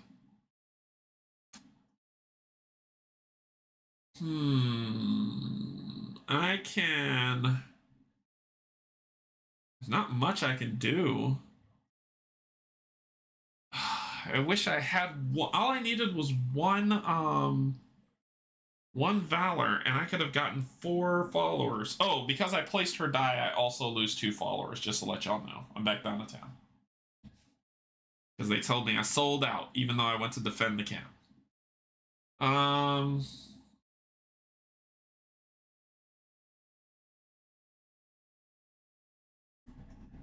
I think I can only get 1 reward, sadly. So I'm going to spend 1 safeguard to gain another, actually, I'll gain a military dude. That's okay with me. That's all right. And that's all I can do. These 2 get returned to the supply. Raptors are returned to the raptor paddock. She is returned to her board because she's a jerk. And traps are placed next to the chief engineer. Then we get rid of this space and this one. And that is the end of my turn. Because we still have a die left, no assembly, but the assembly is about to happen now. So, it is their turn. Let's put these back where they belong. Y'all don't get to keep those. You're jerks. Okay. So, let's flip this, see what they're going to do. You're going to do that, which would have triggered it. And you're going to do this one. Okay. So, gulp. He says, hey, there's a buck, put it in military training. That's the other place you can put it. So there's going to be a stomper. Ooh, I threw the other one. And then I'm going to roll. Now that this location, remember before I was rolling this white die? Now this location has been attacked once. We're going to roll the dangerous die, the yellow one. And there's potential, look at this. There's potential for 3 dinos to pop up on this. Which, I'm rolling dice. No, it's only 2. So, 2 Brontos, 2 Stompers appear. 2 Stompers get put in here and here for what I rolled. Then what's he doing? In the place where he has the most presence, which is right here, he's going to add another one of his soldiers. They'll go here before anything else. Because 2 slot. Well, not behind a wall. They won't go behind a wall, so they'll go here. No. He'll go here. Alright? Cool. Because he only has presence there. She is destroying me. Then he's going to say, hey, chief mate, let's chat. And I rolled a 3, so he's only going to be doing it once to the chief mate. Okay, so we put 1 there. And then we start asking the questions. At the end of all of that, we say, and I'll put this here to remind me that he went last. So we'll say, okay, are there any dinos ready to attack? No. Are there any dice in the dice pool? No, there isn't. Cool, let's trigger assembly. Which, the assembly is basically Karen and Chad saying, hey everybody, we need a meeting. I know that it is 4:50 on a Friday afternoon, but I think we all need to meet to determine how much acceptance we want to put into Canje. So here's how this works. And this is really, really big. So I gotta zoom in for this one because this is where this stuff comes in handy. So remember, and I want y'all to remind me that Chad went last just in case I forgot. So, we're going to look from left to right. We're going to look from left to right, and we're going to say, how much influence do these people have? How we determine influence in each zone is we count settlements, we count dice, and we count their presence, or using their standees or my mini, right? That's what we look for. So in this zone, I have 1 presence. Nobody else is here but me. So I get 1 presence. So how you calculate this, and this is where I had to go to Discord, to the Mind Clash Discord, because I was like, what? Basically, all you're gonna do is count up how many presences there, add 2. If you win, you're going to count your presence and add 2. So I have 1 presence there because all I have is a settlement. That's a neutral die. It doesn't count. So we're just looking at this zone, right? I have 1 settlement there, 1 presence, plus 2, 3. So that's how much votes I get for that settlement. I get 3 votes. So we're going to come over here and see this little bottom one that I've never touched yet. We're going to move it 3. 1, 2, 3. That's it. Then we're going to go over to the next zone. Is anybody here? Well, there's presence here and presence here, but I'm not there, so I don't care. In solo mode, you don't care when it's not you. Then you come over here. Who has the most presence? And I'm going to let y'all see this because this is a really great scenario. Actually, a lot of these are really great scenario. So Karen has 1, 2, 3 with that die that's there. I have 1, 2 with my die there. So she has 3 influence, I have 2. That's where I'd be like, oh, do I get any votes? No. No, I do not. What I get is 1 story. I get a story to tell my friends. That's all I get for it. I think that's what's second, right? I think that's what it is. Yeah, you get the votes if you're in first place. You get the votes if you're in first place. Production, second place in majority gets half of the reward, not chosen by first. So first will always take votes. Second place in majority gets half of the reward, not chosen by first. First will always take votes. So I get one of whatever the symbol is that's up here based on the zone. Just know that. Then we move over to the last zone. Well, I have 1 presence here. You have 2. You have 2. So they tied for first. So they. Ooh, do I get the scrap for that? No, I'm in third place at that point. So I don't get anything from this locale because technically I'm in third place. They're splitting first, getting rid of second, and I'm in third. So I don't get. So because I'm in third place in this zone, I don't get anything at the assembly. All right. So that is what they look at there. Then we come over to this board and it says, okay, we need to convert votes into acceptance. How many people accept me? Well, in the first assembly, it's just a 1-for-1. So because it's a 1-for-1, when I come over here, I have 3 votes. So 1, 2, 3, which means I only gain 3 acceptance, going up to 8 for the first round. I need 40. And I only have 8. Anyway, oops, pushed it down, sorry. So I got 8 total. Then, we're not done yet. Then we come down here and we say, okay, how many, and I gotta make sure I do this one right because I always screw this one up. Then we score officer conditions. So if you have the most influence or friendly ties, which is what we have as a tie here, for every green die I have, and I want to read that. Let me read that. Because it is written on the officer cards. There's supposed to be a thing that tells you what each... here it is. Officer cards. So that one is the chief steward. So it says gain 3 followers for each set of 2 settlements and 1 player die you currently have in play on the main board and in the dice pool. That's not for me because I have 2 settlements. Oh wait, I do. I have 2 settlements. 1, 2. So I tied with this jerk, which means I will gain that. Yep, we tied. So we split it. So gain 3 followers for each set of 2 settlements. Let me read this again.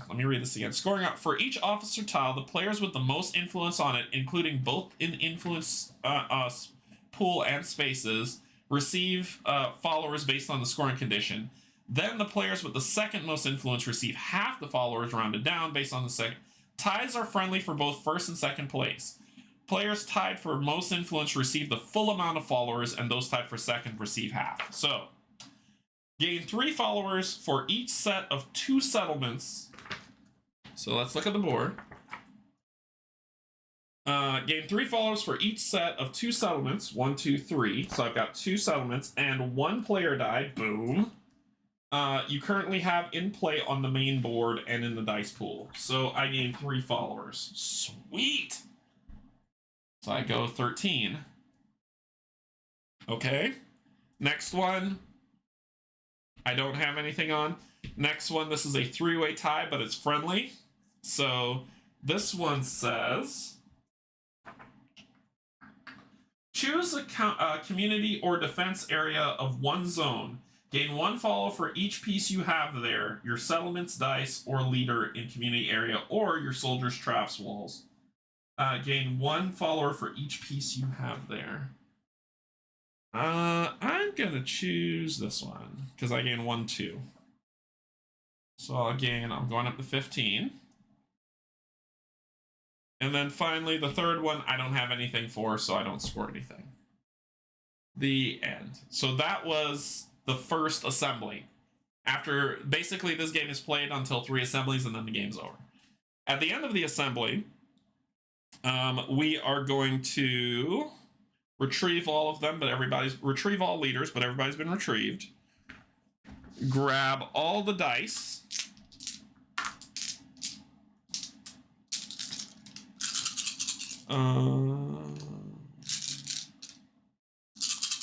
Reroll.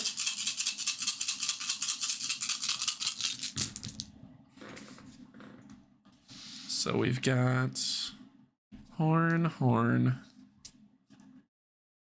hammer, hammer,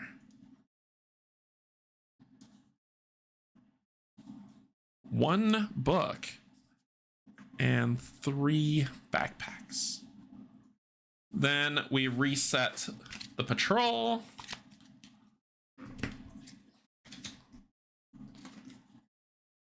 And we continue playing.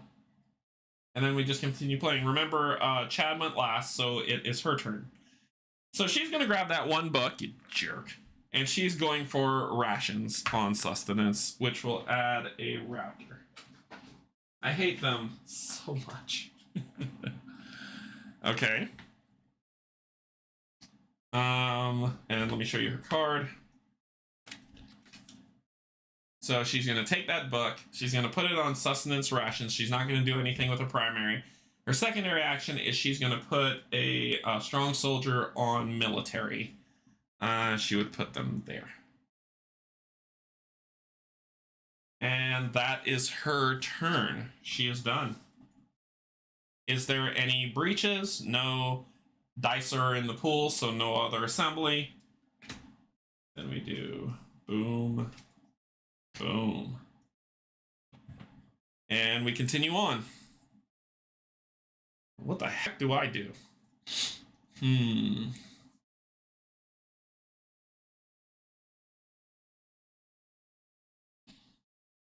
This game is making you hostile.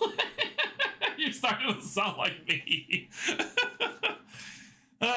Karens just do that to me. No, it's a lot. The thing about it is now is when the breaches happen and things get crazy, it really gets complicated, and it is a really great mind puzzle to go through. But my goal is this. This is my goal. And I've already passed my first assembly and I didn't do much. This is scary. I think I need to take care of that. Yeah, I think I need to take care of that. Okay, so I'm gonna take a horn, put it here, grab a trampler here. Then I get a soldier.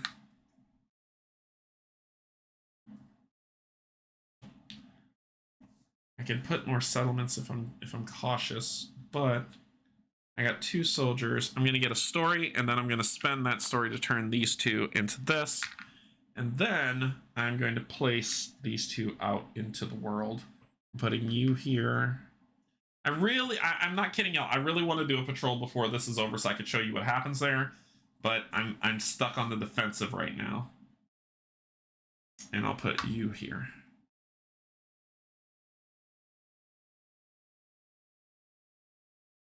And I'm not on patrol. There's no dino incursion. And we got dice as an assembly.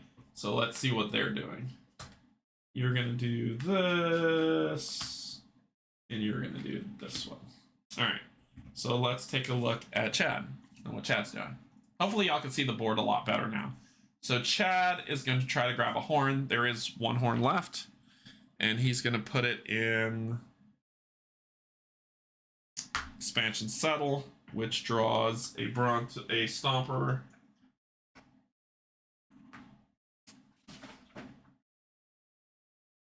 and a raptor. Then what's he doing? He's got, oh shoot. Yeah, they're gonna destroy me this round. He's gonna place one in the location where he has presence, which will be right here. And then he's gonna place another one in military, right here. Then he's gonna place a trap in military. And he's gonna place a wall in military.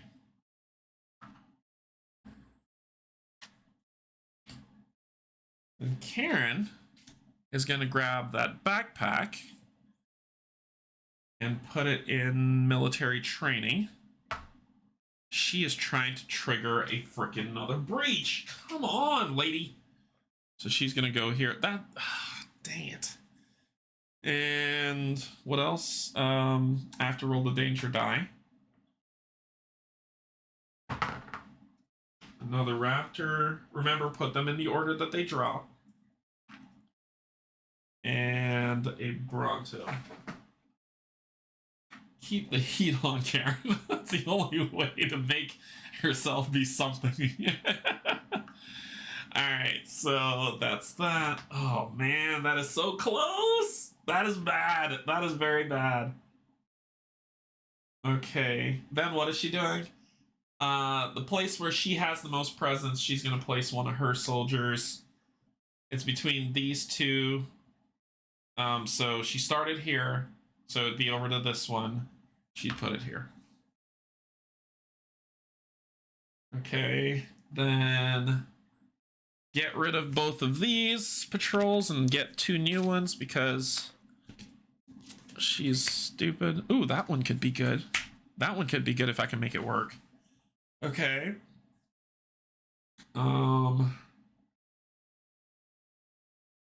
And I got the scrap to get another. I might be able to go on patrol this round. I might be able to... yeah, I might be able to go on patrol this round.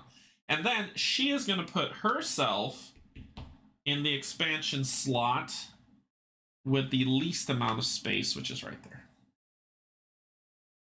Because she wants to do as little work as possible. Thank you, you useless person. All right, so that ends there. Any breaches? No, not yet. We still have dice, so we're good. Okay. I can go on patrol this round. I might do it. Ooh. Yeah, I'm gonna do it. I'm gonna go on patrol this round so you can all see what that looks like. All right, I'm gonna go on patrol this round. Because I'm going to trigger this and just deal with the consequences. So I'm going to grab this hammer. And I'm going to put this hammer right here, triggering this thing. It's bad news bears for me, but it is what it is. So we're going to put that there. So this is happening. I usually wouldn't do this, but I want y'all to see this patrol. So I put that there, which gives me use of this. I will gain 1 light. I will spend 1 scrap to gain an elite. And what's my third? What's my third? My third is I'll gain a story. I might... The reason why you amass stories is if you want to switch die faces. So, okay. So I've done those 3. Then I get to choose... Oh, crap. I can't go on patrol. Instead, I'm gonna put my character... I'm going to put her on the front line, gaining 1 valor. So this is defended. We're solid. We're good. I can go on patrol next round if they don't screw me over. Oh, and I forgot to do this. Sorry. I forgot to do this. Please don't screw me over. Please don't screw me over. So then on my turn, we look for an incursion that's coming, which there is. So we've got a trap. That is it's a raptor trap. So let's roll the trap die, which is this one. Yep. So that check means that if it is the right raptor trap, then we kill it. So it was the right one. This one dies and it goes to Chad's board. Then we do the walls. Each wall So that one did work. It would kill the closest one to it. And then we do the other wall. That one did work as well, so we killed the closest one to it. Okay. Then the fun stuff starts. So, what happens when a breach occurs? Oh, fun stuff. So now, he is going to kill 2. She is, sorry, that's Karen's one, killing 2. But there's still 3 left. Well, what happens when a breach occurs? Oh, fun stuff. Fun stuff happens. So, when a breach occurs, surviving dinos breach. Active player, which is me. I did not think this through. This is what I wanted to not do last turn, but I want y'all to see a patrol next round. So we're going to see a patrol next round. Surviving dinos breach. Active player loses 2 followers per breaching dinosaur. So there's 1, 2, 3. So that's 2, 4, 6 followers. Gone. So I'm down to 9. So I'm down to 9 followers. They were like, you let the dinos in here. Karen was right about you all along. So then each trampling dino destroys the nearest settlement. So the cow, destroys this. This goes on our fail board. Remember, 6 settlements are destroyed, we lose the game. So that's what you do. And these 2 don't have anything else to destroy. And then each raptor attacks a settlement for stuff. And then they choose rewards. I didn't take part in this fight, so no rewards to be chosen. These dinos are removed off the board. And because there were no raptors to kill this guy, he gets returned back to the supply. And the trap goes to the engineer. And that happened. That was a thing that occurred. And it was my fault. I know. I shouldn't have done it, but who cares? Okay. So that happened on my turn. So then we will flip over and see what they're doing. You're going to do this one. You're going to do this one. So what are you doing? You're going to grab... the only thing that's free is a hammer. So you're going to take the hammer. You're putting it on sustenance rations. Here, because you're mad that I triggered that overflow, you're going to do it back to me. Jerk. What are you adding? A raptor. Okay. So you add a raptor, which is going to cause that to overflow. You're not going to do anything else because this is purely vengeance. Okay. Now, let's talk about this. You want to switch one of the die from being neutral to yours. Well, there's no more neutral dice in the pool. Oh, that's cool. What he's going to do is go to the area where he is and grab the topmost neutral die and make that his, getting rid of the rest. I hate him. I really do. Then he's going to move to this location. And that's going to end his turn. We check if there's a dino breach. There is here. So there are no traps there. There's no walls. So let's deal. I kill 2. I should have gotten 2 of those. Why do I still have 1? So I should be at 3 and 1. I killed that one. He dies. I killed this one. That's my leader, so she won't die. And I kill 2 with here, and he dies. Okay, so I have done... I'm the leader. I took it, so I get to pick. I've contributed 1, 2, 3. I get to pick 2, and I can make them both the same one. Well, what I love is that I got one of these, so I'm gonna do 1 and 1 to say I gain 1 follower for each, 2 followers for each elite. So that's 2, 4. So I gain 4. 1, 2, 3, 4, putting me back at 13. Cool. That's 1. Then I got 2 left. I'm gonna get my follower back anyway, so I'm gonna spend 1 to gain that resource, which is food. These 2 go back to the supply. This comes back to the board. Dinos, go back to your place. Hell. Okay. Like, is the game making sense to y'all right now? Or are y'all just like, oh, I don't know what the hell he's doing. And then because there was a breach, these things come off. Okay. That ends his turn. It's her turn. Let's see what she's gonna do. She's gonna grab, she's yellow, she wants the backpack. That's all that she can grab. And she's gonna put this on salvage right there. Oh dear. Damn it. So she's gonna put one here, please. And one here. Shoot! No! Alright. She triggered something. Alright, she's not gonna do anything else that make my life miserable. She is already on the board, so we're gonna skip that. And then a place without her presence, she will put her presence. And she is protection, so it will conveyor belt around to here. Okay. Shoot. Sugar. Dino breach, right here. Okay, so there's a trap. It is a raptor, but maybe we can get lucky. Shoot, come on. What is that? Maybe we can get lucky. Real lucky.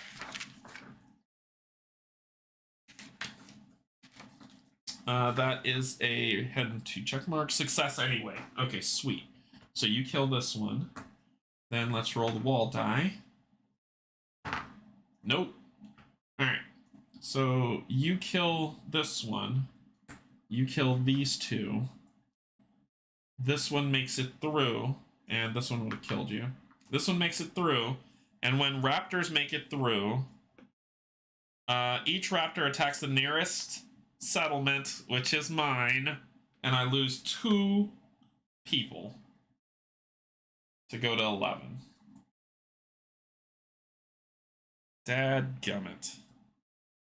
I'm not the active player, so I wouldn't have lost, but yeah, that happened. Okay, so rewards can't be helped, so we're just going to put those back in the supply. Trap is going to her. Get rid of this, and everything is awful. And these will go back. Cool. Cool. Now do you understand why I hate them? I hate them so. Alright, so we hit the bottom of the deck. Okie dokie.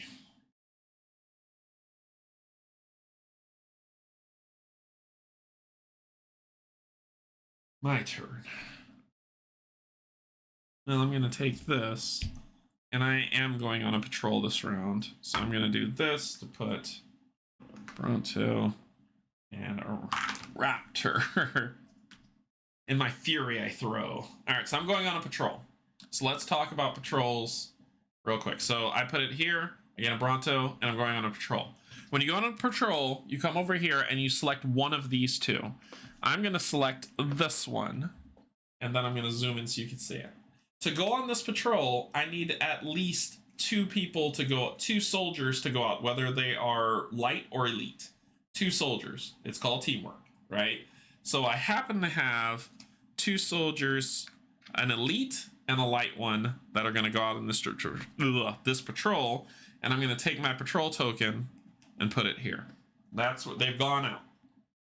So that was my primary action. My secondary action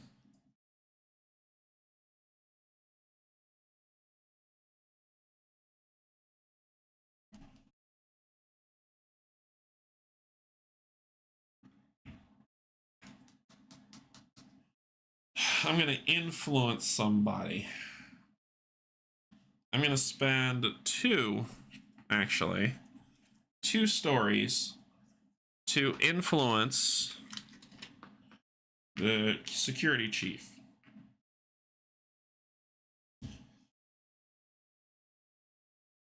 Yeah, because I don't need food yet. So I'm going to influence him with 2. Then, that was my secondary. Then we say, okay, we check patrols. Oh, look, I'm on patrol. So when you're on patrol, oops, sorry. Oh my gosh, it happens to be in the worst spot. Sorry, it happens to be in the worst spot. When you're on patrol, you're going to draw how many cards. You're going to draw how many cards you have for your patrol, for the people you're on patrol, and I'm going to gain 2 safeguard. So I gain 2 safeguard, and then I draw how many I have on patrol. So where these decks come in, that's for light, that's for heavy. I got 1 heavy, 1 light. So I'm going to grab the heavy deck, give it a nice shuffle because I don't remember if I did it in the beginning. I'm going to draw 1 because I have 1 heavy unit. Then I'm going to come over here, shuffle this, and draw 1 for the 1 light unit I have. All right. You flip them over. If I had 2 heavy units, you basically draw as much cards as you have units that you've sent out. So if you want to draw more cards, send more people out. Flip these 2 over, and I only, because the card, and let me show you what the card says. The card says I only get to pick 1. You'll see cards like this one, where it says you have to send 4 people out, and you can only pick 3 of the 4 cards that you draw. In this one, I only have 2 people out, and I pick 1. So the one I'm picking out, I look at these 2, and these 2 are very important to look at. If I pick this one, I gain a safeguard, straight up, no harm, no foul. If I pick this one, I gain a valor and a safeguard, but look at the bottom. I have to roll that red die. If I roll less than a 2, somebody dies. I'm going to do that because I like pain. So I'm going to take this card, put it back on here to be reshuffled, and I'm going to do this one. I will gain the reward of 1 valor and 1 safeguard, but now I need to roll this die, and it needs to be higher than, it needs to be a 2 or higher. Woohoo! Big 6. So nobody dies. I've completed this. There is no other phase to do. They will return back home safe, not dead, and then I will flip this card over and keep it because I've completed that patrol. That is a patrol, folks. Dino rush? Nope. Out of dice? Nope. So it is on to their turn. And I believe this has to go to somebody. I think you do the leftmost at this point. So you would get this, and you would get this. Okay, so let's talk about Chad, baby. He's going to do the hammer. He's going to pick his red hammer, and he's going to put it in expansion supply. Pulling out a raptor. Then he is going to not move at all, but he's going to try to influence the person where he has the most influence, which he is at expansion, so it's going to be here since it's a tie. So let's see how much he does. Roll a 1, so he's going to fill this up. When this fills up, you look to see if anyone... You look down here to see if anyone has 2. If the player, the player has 2 in here. If you did, you would gain this reward. But since I don't, we're just going to push all those up there. And they stay on the card because they add up. They add up into the game. And that's it. So that's what he does. He's done. On her... Oh, and I was supposed to replace this. Sorry. Forgot. I was supposed to replace that. On her turn, she... is going to get rid of these 2, the 2 patrols that were just out, and draw 2 new patrols. Notice she's not placing dice anywhere. And then she is going to reshuffle this. She's going to keep that out, shuffle this up,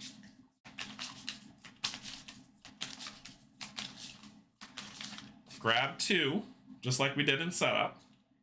1, 2. And then shuffle these in. And put that on top. And that is her turn. That's it. Do we have dice left?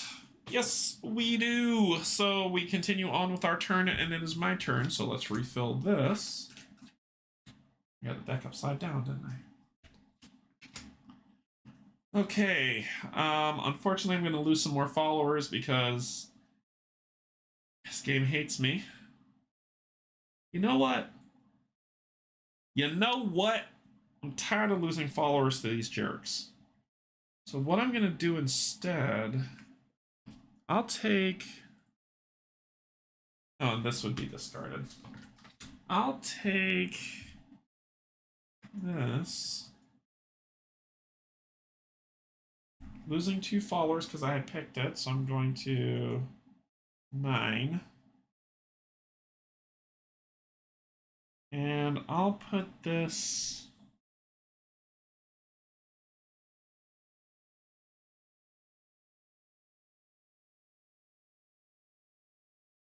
on politics.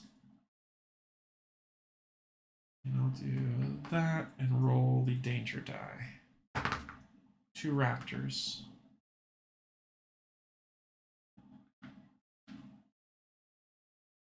Then I'm going to spend a food to change... Ooh, what's that bottom one? What's that bottom one mean? That bottom one means something. It means something. Politics. Politics.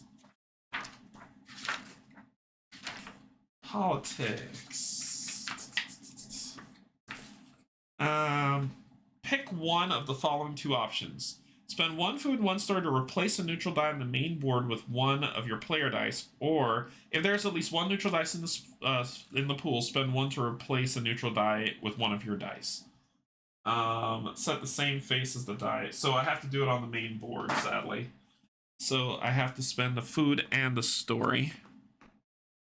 So I'll spend a food and a story, and I will add one of my dice from the neutral dice pool because this is silly. I need to get more dice on the board. That gives me a lot of presents over there, which is what I want. Okay. Ooh, I could have put it here. That would give me 2, and I would have tied. I'd have tied gaining the votes, but I'll get more votes over there. It's okay. It's okay. All right. So that was my first action to do that, and I gained 2 followers for it, going back to 11.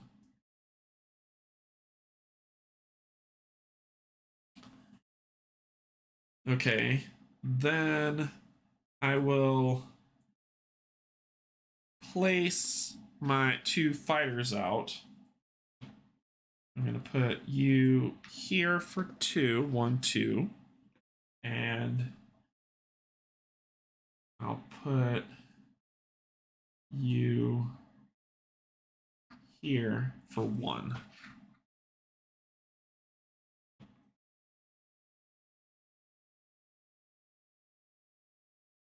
Shaky. All right, so that ends my turn. No dino breach, no patrol. We got 1 die left in the assembly. So what are we doing? You're taking this one, and you're taking this one. Okay. So Chad's going first for the military. You're going to take the last die. And you're going to place it in military training here. Putting a Bronto and rolling the danger die. 2 more Brontos. They're called tramplers. I just call them Brontos. Okay. Then you're going to put a fighter from your pool into a location where you have the most presence, which is here. Here. Okay. Then you are going to get rid of the 2 patrols. Add them back.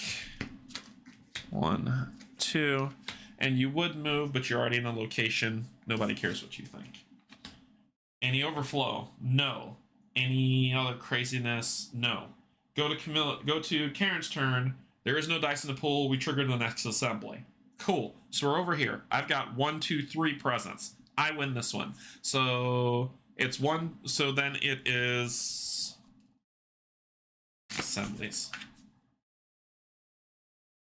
I think it's...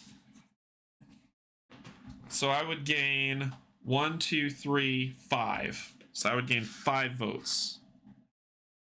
Nothing here. I don't have... I'm in 3rd place here. Here I'm in 3rd place, so nothing. Come down here. We tied for 1st.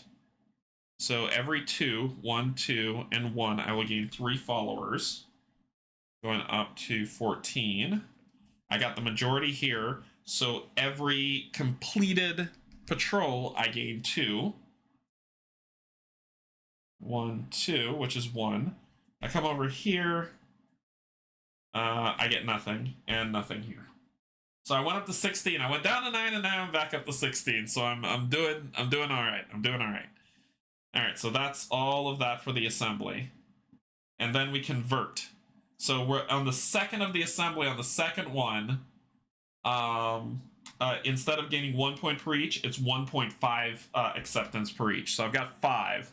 So that's 3, 6, 9. So I gain 9. So I go up to 17. I go up to 17 acceptance. Remember, I need 40. Then we return you back to where you came from. You 2, I'm still on my board. I haven't moved. And we grab all the dice. And we rinse and repeat. Karen. Alright, so we've got a horn. A horn. So this will be the last phase. When the next assembly happens, the game ends after the next assembly happens. So we're almost done. But you're really getting a sense of the game. And I really do hope, I'm being honest, I really do hope y'all are seeing this game isn't complicated in terms of playing it. The strategy is complicated, but the game itself is not complicated at all. Oh, and I'm supposed to do this at the end of an assembly. And I did all that, so I'm good. And we're solid. Okay, so your turn. What are you doing? So you're taking this lovely horn, you're putting it in an expansion. Crap. Crap. She's going to trigger a problem. She is going to trigger... Oh, no. Karen! She's going to trigger the horn here, which triggers a Bronto and a Raptor. Damn it, Karen! Damn it! Then the place where she has the most, which would be in this locale, I think she might have saved me. She's going to add 1 here. And then she's going to add 1 in military. Then she's going to add a trap to military. And a wall to military. You want some... So, Karen did as Karen does. Good lord. Alright, here we go. No traps, but the wall is there. Please. Please work. Please. Please. Yes. Kill that raptor. Okay. Now, I kill 1 and die, and I kill 2 and die. You kill 2 and die. Okay. So a trampler got through, which is going to destroy this, putting it at 2. And then a raptor got through, and it's going to take 2 of my followers. Thanks, Karen. Thanks. A bunch. Who contributed to the fight? 1, 2, 1, 2. We tied. So I get to just spend some stuff. Well, I'm actually going to do 1 and 1 to gain 4 followers because actually 3 followers because my elite and the regular died. So I'm going to go up to 17. Then I'm going to spend 1 more valor to gain a light soldier. And that's all she wrote, folks. Move these off. You two go back to the supply. So do you. There are no traps. Cool. Awesome. Great job.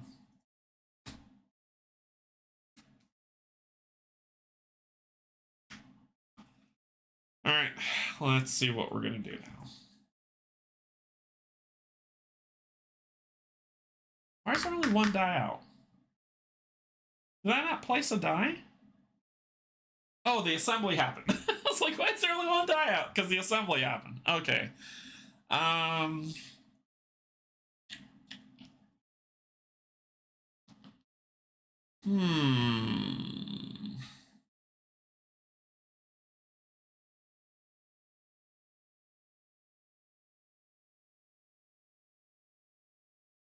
All right, y'all screwed with me a little. I'm kind of pissed about it. I'm really kind of pissed about it. I'm going to take this. Should I be thinking more strategic? I should be thinking more strategic, shouldn't I? I should get some scrap. And then put down 2 more buildings. That's what I should do for the next assembly. I'm just angry. So, that's what I'm going to do. Ugh.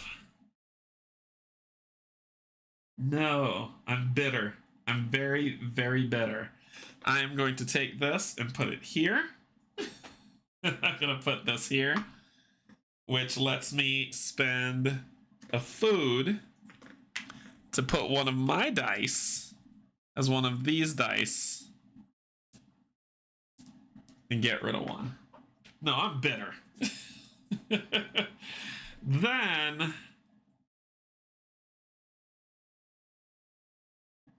I'm going to place you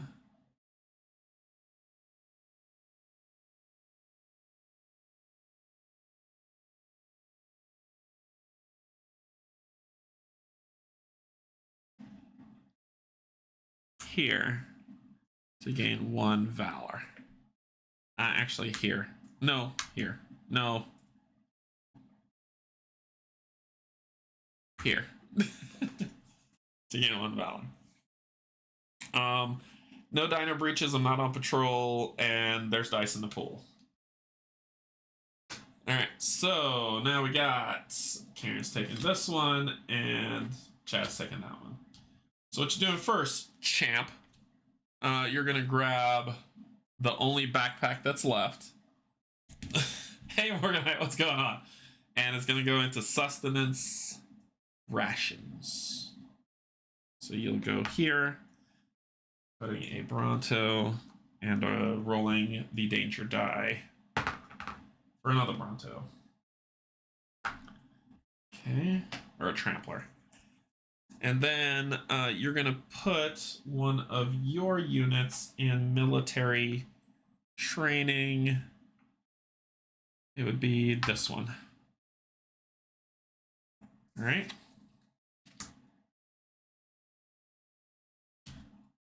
You are going to take one of your hammers and put it in military training.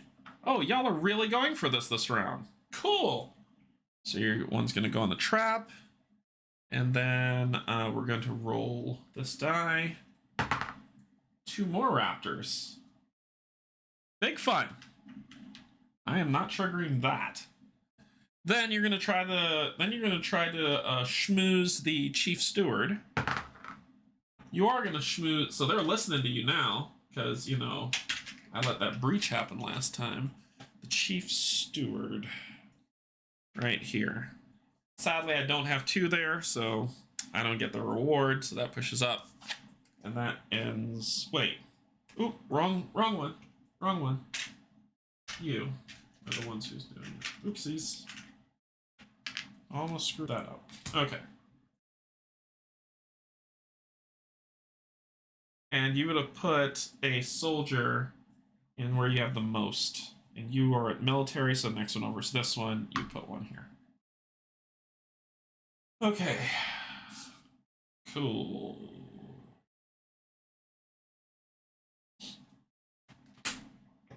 Put these out. All right. My turn. So, my turn. I said I was going to do something. I was just being bitter. I'm going to grab... I said I was going to grab some scrap. I know I said I was going to do that. I was going to grab some scrap. But maybe I want to trigger this rush because you're a jerk and I don't mind if you lose the settlement. Because I hate you.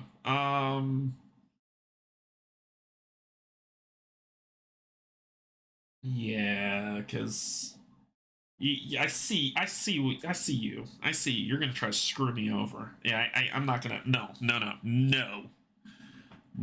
So I'm gonna grab my green, and I'm gonna put it here to just get one Bronto. I'm not triggering this overflow. Then I get 3, so I'm gonna do 1, gain a story, and turn these 2 into elites. Then for my final turn, I'm gonna place these elites here. Here, gaining 1, and I'm good. So I just need 1 more right there, and I'm good. Okay. Cool. Nobody's overflowing. Pool's still clean. Y'all's turn. So you are gonna get this one, and you are gonna get this one. All right. What are you doing? You're grabbing your red backpack. And you're putting it on military training to trigger the overflow, which I figured you would because you're a jerk. And then you're going to place a soldier in a region where you have the most to protect, which is here.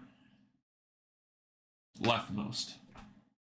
Okay, then you're going to roll and try to get the chief mate.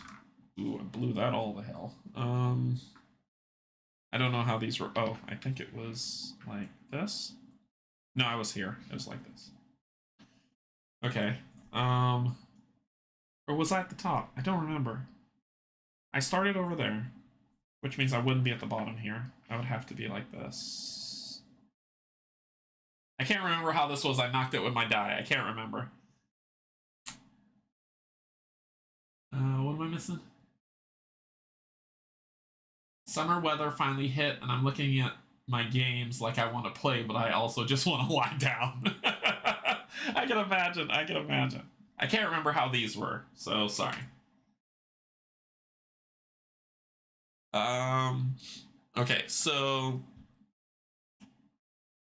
I put that there, which triggers. I put your protection over here, and I rolled.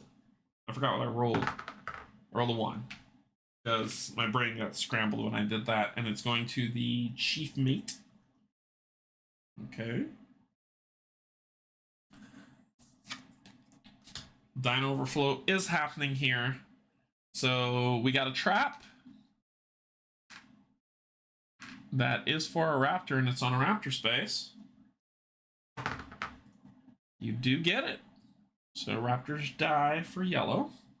Then we do the walls. Red first. Yep. Then red again. Yep. Then yellow. Yep. Then you're gonna kill 2 and die for red. They're coming. So 2 tramplers, one of them will knock this out, putting it on the fail space, and these 2 go away.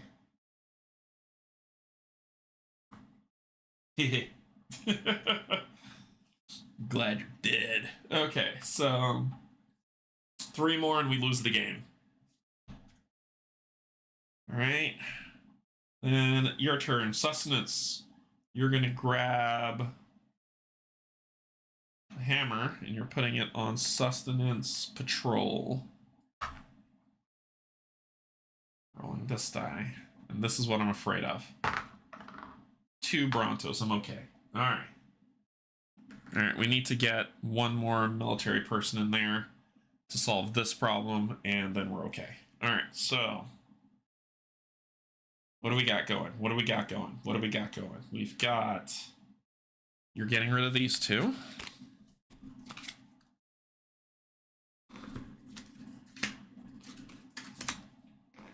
So you can see what she's doing. And then she's going to try to influence the security chief. She does influence the security chief.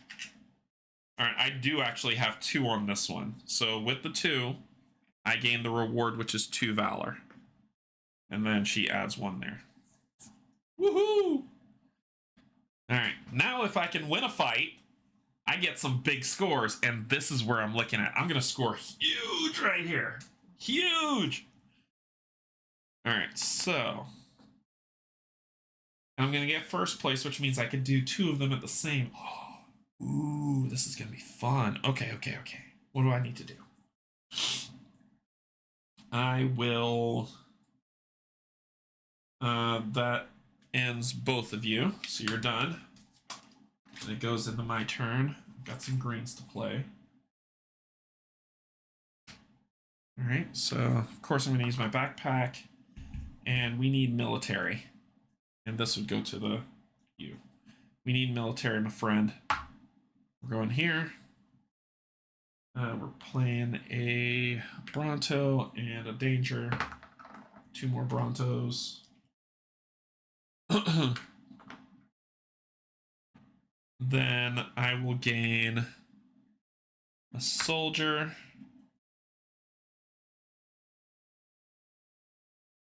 A story. And then I'll gain that, and then I'll use that story to place the soldier here, gaining 1 more valor. We are ready. We are ready. Bring that overflow. Then on my, I'm going to try to influence you. I'm influencing somebody. We're going to influence...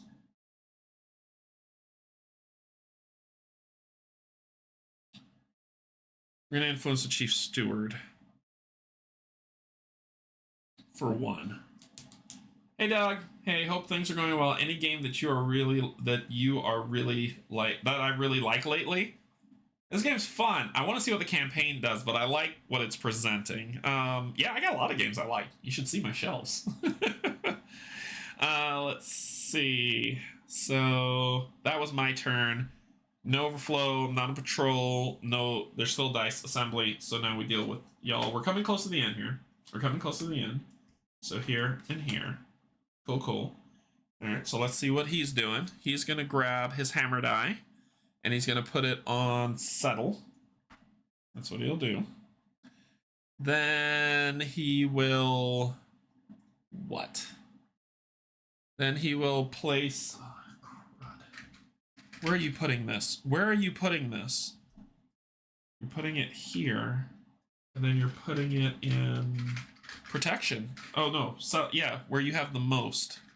And then you're putting it in an opposite location, which is here. He is dominating that zone. Okay, then you will place yourself in a place where there is the least amount of space left. You can't come here, this is fully defended. So you'll move over and you'll put yourself here. Then you're going to try to influence someplace you don't have a lot of influence. You're at expansion. Yep. So you're coming over here to the steward. Yep, you get 2 on that one, unfortunately.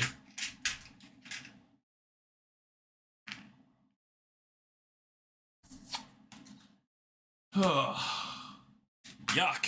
What are you doing? Nothing. We're good. What are you doing? You're going to take this one and you're putting it on fortification. So here, so there'll be Bronto and that. Then wherever you have the highest, which is between these 2, but you started here, so it's going to be here. You're putting a trap. and a wall. And then you're going to try to influence the chief engineer. Because you're a jerk. Yeah. It's just not fair at times, man. It's just not fair. Alright, push those up. Nothing set. Nothing attacking. I gotta trigger one more. I want this, so I gotta trigger one more. Okay, my turn. And this is probably gonna be the end game right here. So, I need to trigger an overflow, and I'm not going on patrol. We're going to the pub. So the pub says, gain 1 story plus stories equal to the total number of your player dice on the board and in the dice pool. So that is 1, 2, 3 plus 1, 4. So I would gain 4 story.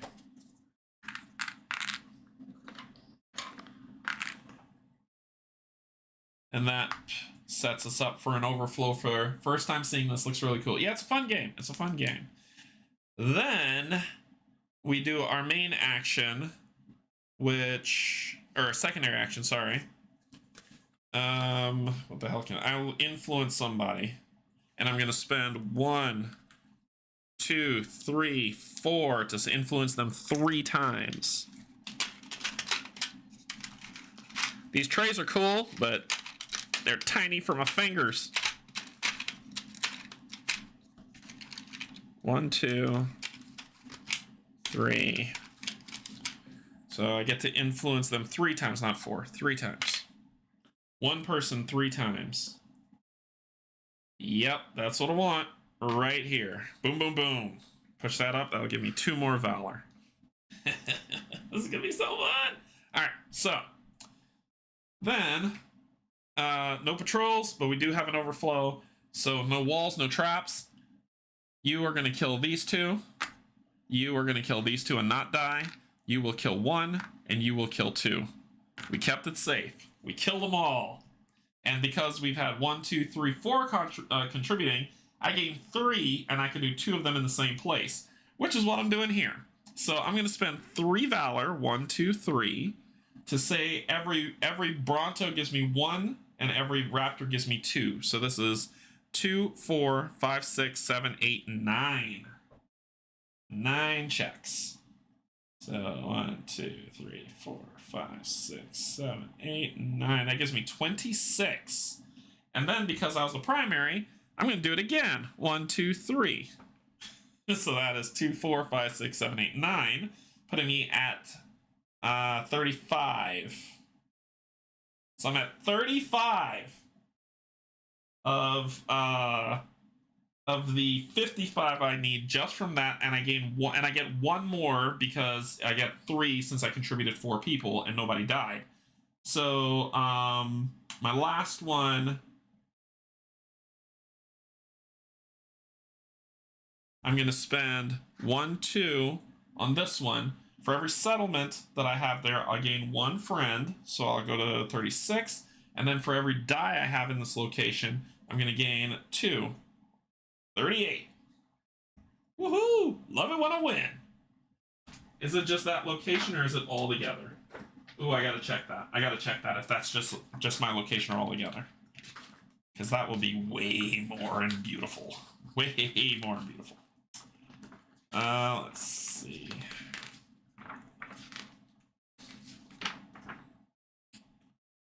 Here we go. Gain 1 follower for each of your settlements and 2 followers for each of your player dice in the zone this dino attacked when triggered. Yep, so I did it right. Okay, then they all lived, so they all come back, and the dinos all go bye-bye. Cool. Then we trigger the end game. You will go here. You will go here. You're reaching for a dice, but the dice pool is empty, so we hit the final assembly. Okay, so the final assembly is, we look here. You have 1, I have 2. So we're good. So it's 1 plus 2, 3 votes. So 1, 2, 3. Then over here, I have 2. Y'all just have 1. presence wins, but I don't have any, so it's just 2. 1, 2. Then over here, I have 1, you have 2. I gain second place, which means I'll gain 1 story. Then over here, I just got decimated. And it'll come down to this card. I am tied for second place, which means I get nothing. Right? Right.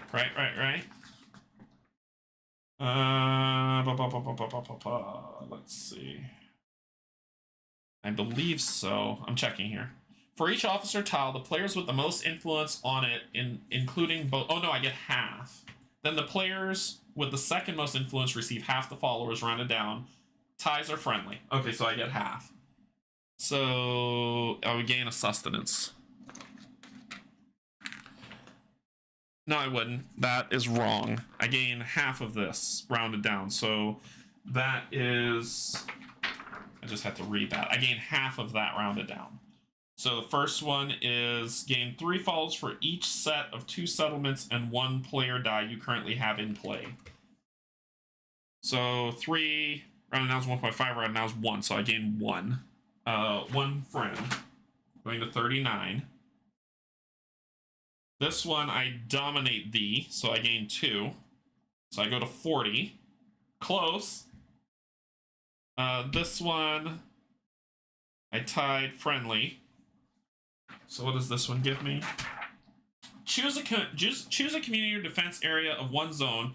Gain 1 follower for each piece you have there, your settlement, dice, or leader.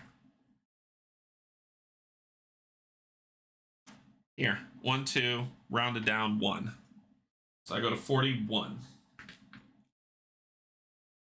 So close. Then this one I don't get anything. Cool. Now let's score final stuff for... Oh, and then the final of the assembly for this is 2 times that number, so that's 5. That would take me to 10. That gets me to 27. Yikes. And then we do our final scoring, which... solo mode. I dropped on the floor. Final scoring. Assembly. The game ends immediately after the 3rd assembly, then perform final scoring. Leftover assets. You gain 1 follower for each food, scrap, island resource, story, heavy soldier on your player board, or any unfinished adventure cards. So 1, 2, 3, 4, and every 2 I'd get, so 4. And then it says unfinished or finished. And adventure cards remaining in your hand. Or an unfinished adventure card and adventure cards remaining in your hand. You also gain 1 fall for every 2. So that's 4. So I gain 4, so I go to 45. Capture dinos. You gain followers for each matching set of dinos remaining in your enclosure, the same way you would in multiplayer. Each dino only counts towards 1 set. I don't... Oh, that's for... Oh, wait. I'm looking at part 2. Like, that looks wrong. There we go. So, that is wrong. So, give me back my 4. Oh, no, that's still right. That's still right. That's still right. That scoring's still right. Then I gain 1 for a pair... Ooh, I don't have any Valor. For 1 pair of Valor and Safeguard, which I don't have. I just have a bunch of Safeguard. Okay, so then... We did the soldiers. So now we talk about walls and traps. I don't have any walls. I don't have any traps. Did the soldiers that are left out on the board. I don't have any left on the board.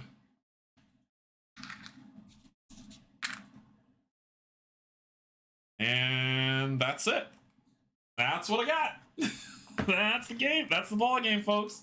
So my final score is I have 27 acceptance and a 45. And the goal of the game, like I said, this is The goal of the game is to get 55 followers and 40 acceptance.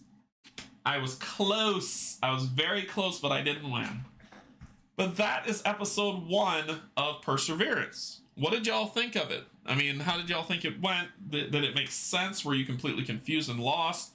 I tried to explain as best as I could, but I started moving faster as we went through, but I took it slow for the first rounds. You saw the patrols. You saw the rewards. I think you saw everything episode 1 had to offer, because even when I got this, you saw me gain this. So you've seen this. You saw the assemblies, dino breaches, everything else that's out there. So you've seen everything that the first one has to offer. But that is the end of episode 1. In episode 2, it's a completely different playing board, and we see how it goes. So I was not successful in my victory condition against this, but we'll come back. I need to learn episode 2 because it's a different mode of play altogether. So I will learn episode 2, we'll play episode 2, and then we're going to try the campaign. It's supposed to be a small mini campaign, it's a mission. So we'll try the mission and see how that goes. But so far, this is pretty decent. I like it. All right, so my thoughts. I like the game. It's very well tuned. But it has the stuff in it that I say sometimes irks me, where they're taking things from you. In this game, they're not really taking things from you. They're more setting up challenges. And those challenges, like, they're not blocking me from doing anything. There was never a time where I said, I can't do something because they're blocking me from doing it. So, but what they were doing was they were making me think, they were making me shift strategy constantly to deal with their nonsense. And so that's not bad. Because if like, for instance, if I wanted salvage, they can't stop me from getting salvage. They can't stop me from fortifications. They could potentially stop me from supply, but there are other things I can do to offset this. I could salvage, or I could get rations. So they can never really stop me from getting food or scrap. So I guess this game doesn't have that they're taking things away. I think what it's doing is that they're shifting my strategy constantly because I need to mitigate their nonsense. And I think that's what I didn't mind. It didn't annoy me. However, so the good things. Let's talk about the good, we'll talk about the bad, and then we'll talk about where I land. The good things. I like the dino appearance and the penalties for using these. I think that's cool. I love that you have multiple options on whatever you want to do based on dice. I love that the dice pool even gets manipulated by either you or the dissenters or whoever else you're playing with. Like, I like that the dice pool, you can manipulate it. And the one thing that I didn't show you is that if you spend one story, you can actually, like, let's say I didn't want this to be a backpack. I wanted it to be a hammer. If I spend one story, I can flip it to a hammer and then use it wherever I want. So the potential, the dice mitigation potential is huge in this game. Big plus. The dice placement, you have a swath of options that you can do. Plus. So I don't think I have a problem with dice placement and patrols. The patrols are fun. You didn't really get to see me do a lot of, hey Baron, you didn't get to see me do a lot of patrols, but you got to see me do one. The patrols are fun, actually. They're a lot of fun. I enjoy them. It's just a dice roll challenge. It's a mini game. The patrols are a mini game. Gaining soldiers is fun. That's not bad. I never seem to get enough valor, but that's probably because I'm not playing like the most optimal strategic way to make that happen. But I believe that getting more helps build this follower score pretty decently. So not a problem with that. I want to play on the B side to see how that changes up the game. This is not bad either. If there's a breach, rewards are locked off, so it's not everybody getting everything else, and they can't block you. Whether you're playing multiplayer or single or solo, nothing can block you from getting the rewards. They are a good challenge, is why I hate them so much, because they keep me busy. So Karen and Chad are a pain in my keister.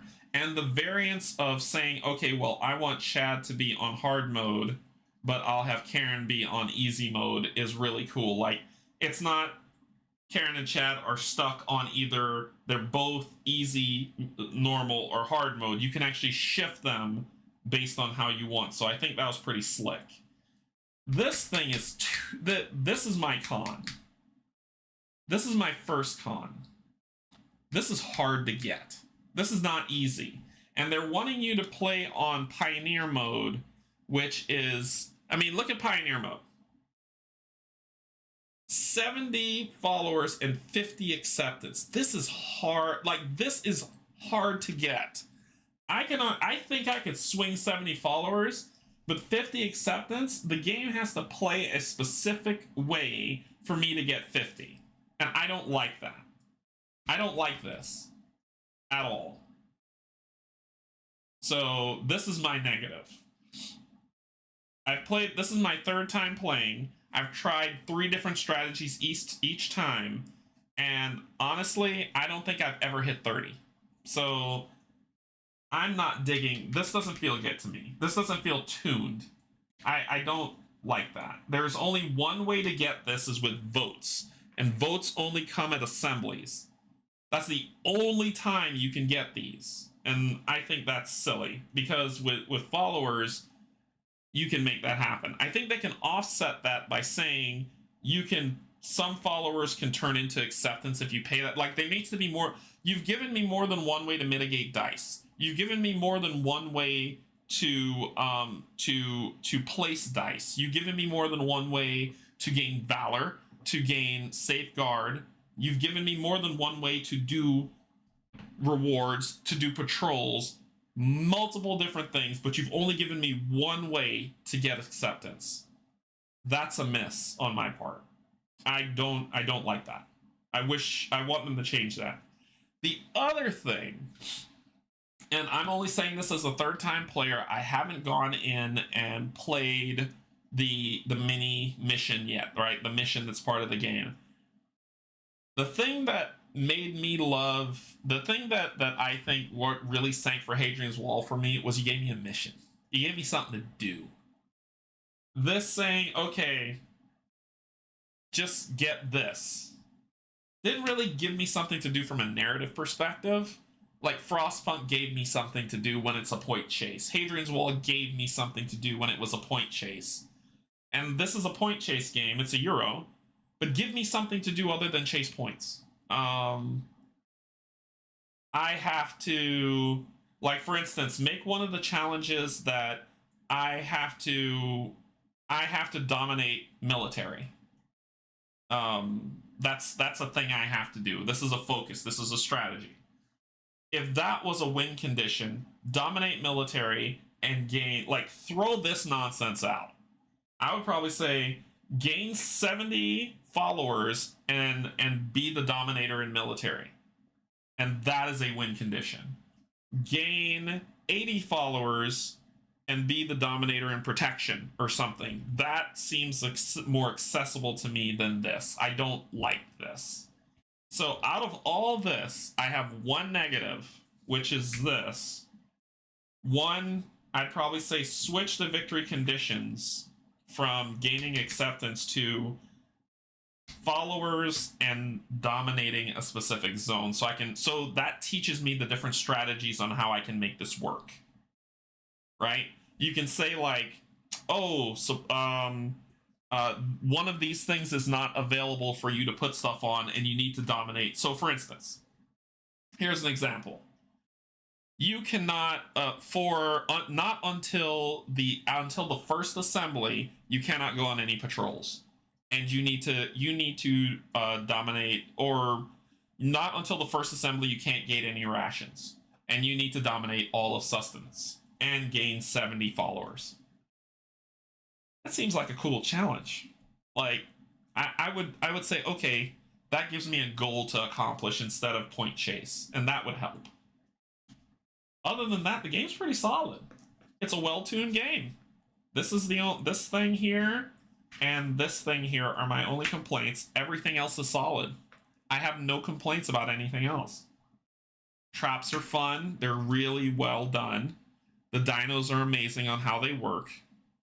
Getting Valor and Safeguard, I got multiple ways to do that. Right? I got multiple ways to do all that stuff. Here's Valor, here's Safeguard. Here's Valor, here's Safeguard. Here's Safeguard that I can get more of that. It is always that one way. Are there random challenges, or does it have to say the same way to win? For the challenges, where did I put that? Where did I put the challenges? I'm trying to remember where I put them. They're buried in the box. Basically, you have I think there are 3 sets of these cards, but yeah, all of them have the same bit. All of them have the same bit. Gain acceptance, gain followers, lose if this many thing happens. All of them have the same bit, and they're double-sided. So I think there's 3, so there's 6 challenges, but all of them that I've seen do that. And I wanna check myself here because I believe that was the case. Let me look here and make sure I'm not talking crap. Ah, there they are. Yeah, here's the other one for this is season 2's, and these are season 2 challenges. This is season 1, and these 2 are season 1 challenges. So season 1 challenges, or episode 1 challenges. Followers, acceptance, lose if destroyed settlements. Followers, acceptance, lose if destroyed settlements. Followers, acceptance, lose if destroyed settlements. Followers, acceptance, lose if destroyed settlements. And then when you go to season 2, followers, acceptance, lose if rampages. And that's all it is. Just a varying number of those things. Like a varying number of the same exact thing, which give me something else, right? Hey, you can't use fortifications until the second assembly. Dominate that. Hey, you can only use the settle expansion thing once per assembly. Dominate that. Like, you know what I mean? Give me a challenge, not point chase. And then I think that would do it for me. Honestly, I think that would do it for me. But the rest of the game is tight. Everything else is fun. This, I know, Barrett, when you came on, you were like, hey, there's a lot going on here. There really isn't. That's the thing. Like, you're looking on here and you're seeing a bunch of boxes, but all those boxes are dice placement. So think of it this way. In this zone, I could do 3 things. In this zone, I could do 1 thing 3 times. In this zone, I could do 3 things. In this zone, I could do 2 things. And I just place dice to do whatever I want to do. That's it. That's the game. That's why I was like, I think with Euros, what gets me, and I think what gets some people, it happened to me with Hadrian's Wall when I learned it. When I looked at it, I was like, this is a lot. What the hell is all this stuff? And when I learned the game, I was like, oh, no, it's not. It's actually very streamlined. This game is super streamlined. It's very streamlined. There's a lot of options you can do, but there's not a lot.